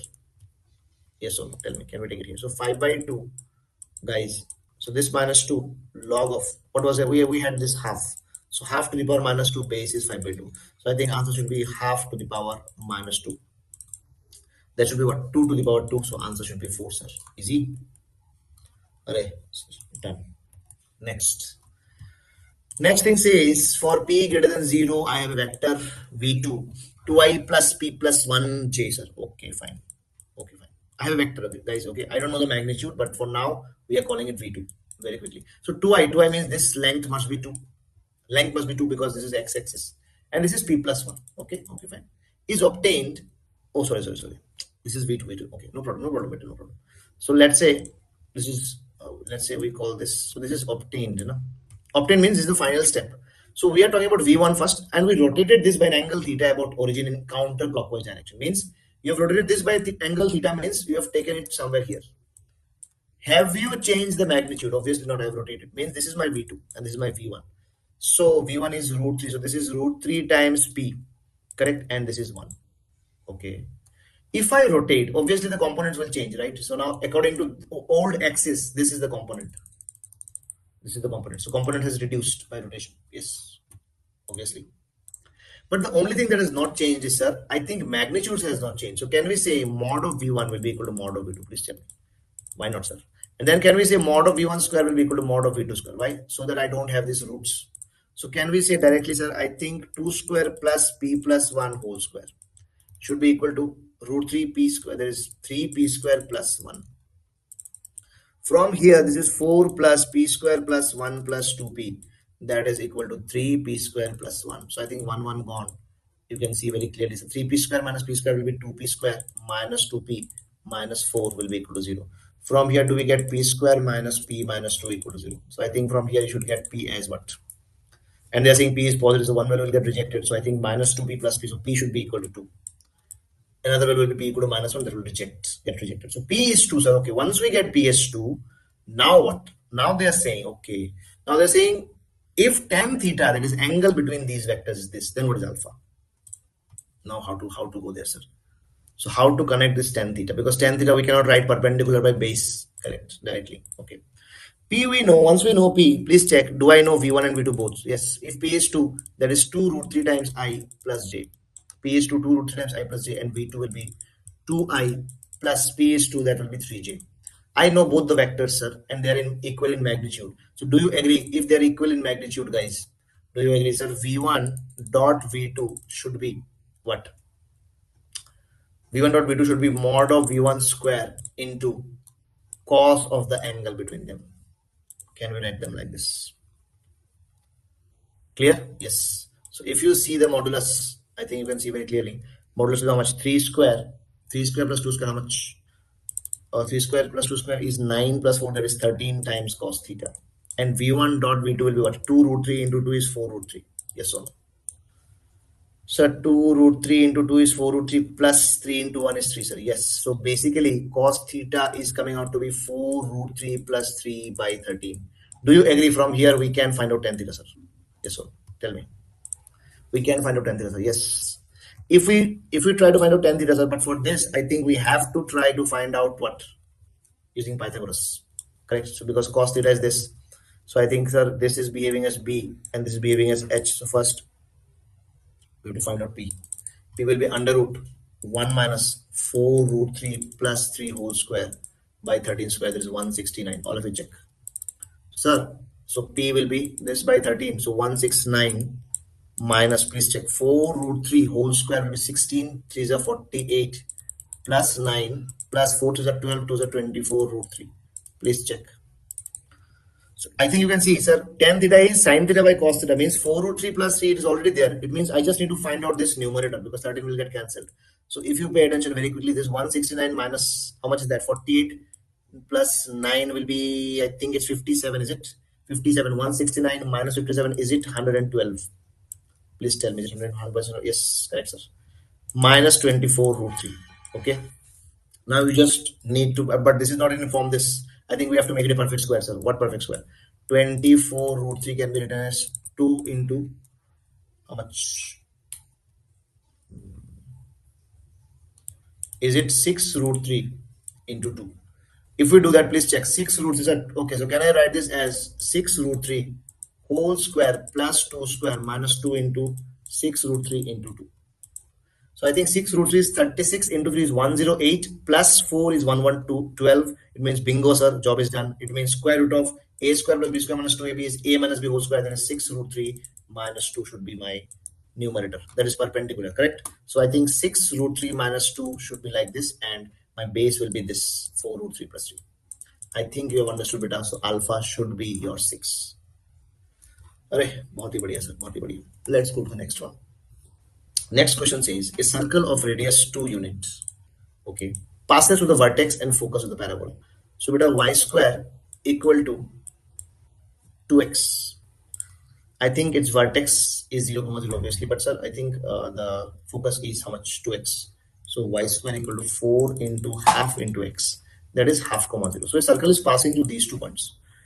Okay, and radius is 2. So can we say x minus h whole square beta first plus y minus k whole square is equal to 4? Is the equation of the circle. Correct? Yes. Now as it is passing through 2 points, I think you will find out very easily from these two using these 2 points. So sir, x, if it is passing through origin, because vertex is origin, so h square plus k square should be 4. One equation we got. And it is also passing through half, 0. Okay, let me finish the complete question. No, I'm not reading the complete question. Okay. Sir, it touches another parabola. Y equal to this. Okay, then what is this? It means we have to find out alpha, sir. Correct? Okay. So h square plus k square is 4. One more point, half, 0. If I'm putting half, 0 means half minus h whole square plus k square equal to 4. So if you break it, you get 1 by 4 plus h square minus 2 into half into h is minus h plus k square equal to 4. If you check clearly, beta, I think h square plus k square will be 4, sir. So we can put 4 minus h plus 1 by 4 equal to 4. From here, 4 cancel. I think h is coming out to be 1 by 4. Correct? So if h is 1 by 4, can we find out k square, sir? K square will be 4 minus h square. That is, I think 4 minus 1 by 16.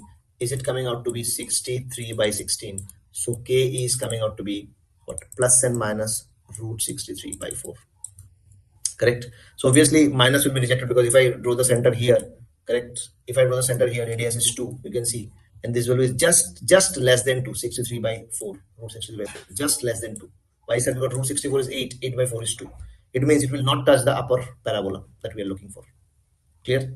So k equal to, so finally, if we write down the final equation beta of the circle, it will be what? It will be x minus 1 by 4 whole square plus y minus k, k is root 63 by 4 whole square equal to 4. That is my final circle, correct? So basically 1 by 4 comma 2, there is somewhere here, correct? And we are saying we have a parabola where whose equation is y equal to x minus 1 by 4 whole square plus alpha. So y equal to x square parabola is this, but x minus 1 by 4 whole square will be vertex will be what? If you see clearly, y minus alpha equal to x minus 1 by 4 whole square is the parabola's equation. It means the point, so this is the circle's equation. Something like this, let's say the circle, sorry. It has to pass through the, correct? So at 1 by 4, at x equal to 1 by 4, vertex of the parabola is coinciding with the center at x. It means if it has to touch, the only way is something like this. Okay, sir. It means, do you see? It means this distance is my radius, correct? And this much height is what? Alpha. And this much height is root 63 by 4. It means now, can we say, sir, so now I think mod of root 63 by 4 minus alpha, this distance we are taking mod, that should be equal to the radius now. Because this much, okay, we are saying this as alpha, no issues. Okay, I hope you're getting. So from here, can we say root 63 upon 4 minus alpha will be 2, correct? Or root 63 by 4 minus alpha will be minus 2, correct? So if you check clearly, you will get two values of alpha. One is root 63 by 4 minus 2. That will be negative because I told you earlier this is less than 2. And I think alpha is positive given. Yes, correct? It means this will get rejected. It means alpha should be root 63 by 4 plus 2 beta, correct? So I think they're asking for 4 alpha minus 8. So 4 alpha, if you write, do you get root 63? Root 63 plus 8. Yes, sir. Are you getting 4 alpha if you multiply? Yes. So 4 alpha minus 8 will be root 63. So 4 alpha minus 8 whole square will be 63 beta. That's it. Yes. So next, last two questions. Let's go very quickly, guys. Okay. So they are saying limit x tending to 0. Very simple question. Huh? Alpha times x e power x. So whenever you get these kind of things now, always see. So if you put x going towards 0, you will see everything is becoming what? 0, right? So 0 by 0 form. So better you use expansion here. Don't use L hospital here. Okay. You can use, but in the denominator, please watch the denominator, how ugly it is. If you use L hospital, it will become more ugly because of derivatives and repeated functions coming. Okay. So alpha x e power x, I'll use at 1 plus x square only. Why, sir? Why you are using? Because In the denominator, I have done some approximation, which I can always do. X into sine square x I have written as x square. Why? Because sine x can be easily approximated to x. So sine square will be approximated to x square. So denominator has become only x cube. So I will take only terms till x cube, because that is the comparison I want with the denominator. Minus beta log of 1 plus x. Okay. ln 1 plus x expansion, I hope all of you know. I'm going to use it. ln 1 plus x is always x minus x square by 2 plus x cube by 3. That also I will take till x cube. Lastly, we have gamma times x square into e power minus x. It will be 1 minus x by factorial 1 plus x square by factorial 2. I don't need x square, but still I have taken. They are saying this limit exists. So the next job for you is always find out all terms of x square, x cube separately. So it will be alpha times x minus beta times x. Here I will not get x, so I think you can see alpha minus beta times x you will get always. Alpha times x square, so x square's coefficient will be alpha first. Alpha times x square minus plus beta by 2, and here you can see plus gamma also will get set. Plus alpha times x cube, so x cube will give you alpha. Clear, beta? And here I think you will get minus plus minus beta by 3. Clear? And x cube you will get again as minus gamma from here. Correct? So that is equal to 10. Now what to do? Now that is the most important part of the question. Remaining things are very simple. Okay. Or let me check. If I separate them, if I separate this limit, x and x cube will cancel each other. It will be 1 by x square. Denominator will be going towards 0. Hence this part will be going towards infinity. So my limit will not be 10, correct? If I separate this, then also I'll be going towards infinity. Why? Because x square, x cube will separate. One x will be there in the denominator. But if I separate the right hand side, I mean the last term out of these three terms, x cube, x2 will be cancelled. These will be real numbers only. It means that if I separate, or if I keep, if the terms of x and x square remain, if they exist in the numerator, the limit is no chance that the limit will be a defined value. It will be going towards infinity. So the only way to stop it is the coefficient becomes exactly 0, means alpha minus beta becomes 0, and alpha plus beta by 2 plus gamma, that also becomes exactly 0. And once these two become exactly 0, these two will be vanished. You will be left out with only x cube into alpha minus beta by 3 minus gamma upon x cube. That will be equal to 10. Do you agree with me? If that is so, sir, so now limit x tending to 0, my issue is nothing, sir. I think I got alpha minus beta by 3. Beta by 3 minus gamma, that will be equal to how much? 10.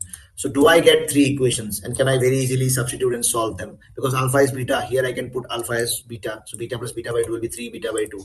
Correct? Plus gamma equal to 0. Here again alpha is beta. Beta minus beta by 3 will be how much?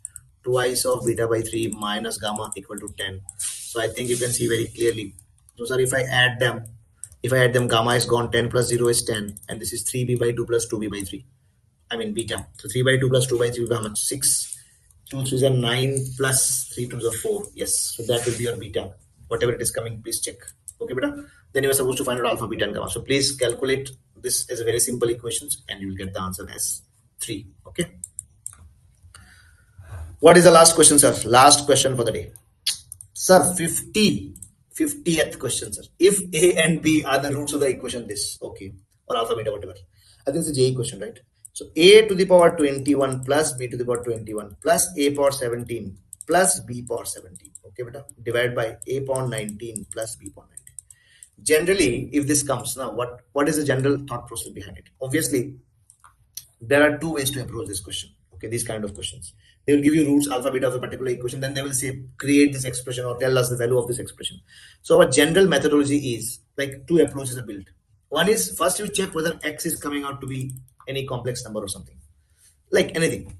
Even if it is not a complex number, also you can find out. So and you express this using Euler's form, r e power iota theta, because you know using Euler's rule we can very easily handle the big powers, because 21 will come and get multiplied with this. Okay, and then you can very easily again write them into r cos theta plus iota r sin theta, then you can add and then declare your answer. This is one way. Another way is from this expression, beta, right from this expression, if a is a root, can we write a square equal to 7a plus 1? Yes, sir. Now I will be using this expression to create this expression looking at this expression. So here I can see 21 here, 17 here. So there is a gap of 4 and there is a gap of 2 between terms. So here I can see there's a gap of 1 and gap of 2. So if you square, this gap of 2 will become gap of 4 and gap of 1 will become gap of 2. So that gives me the hint. Are you getting what I'm saying? So just by looking at this gap of C, what I told you just now. So a square is 7a plus 1. So, but now another part is there. So, sir, I think a square minus 1 equal to 7 if I keep and then square. Let's see what happens. I think we'll get a power 4 plus 1 will get minus 2a square will get, and here we'll get 49a square. Did you see what happened? We got a power 4 plus 1 equal to 51a square. So I told you there will be a gap of 2, correct? And there is a gap of 4 with this. Because of squaring, this gap was created, and hence I think 17. So a power 4 plus 1 is this, okay, sir? So from here, a power 17 and a power 21, if we club them together, please tell me, do you get a power 4 plus 1? And obviously b is also a root, so b will also satisfy. So b power 4 plus 1 should be equal to 51b square. So I think b power 17 should also give me same b power 4 plus 1 beta divided by a power 19 plus b power 19. So a power 4 plus 1 becomes 51a square, 51b square. So I think you can see square and 17 will make it 19. Do you see that? Along with 51 plus 51b power 19. I hope you can see very easily you get the answer. Clear? So a power 19 plus b power 19, if you cancel, you get your answer as 51. So that is the strategy and the thought process by looking at the expression. Not every expression can be converted using this. Some expressions will need that complex numbers method. Okay, beta? So I hope that's it for today. I wish you all the very best and I hope you enjoyed the session, and I wish you all the very best for your upcoming mains exam. I hope you will rock it, and let's learn and grow together. Okay, that's it for today from my side.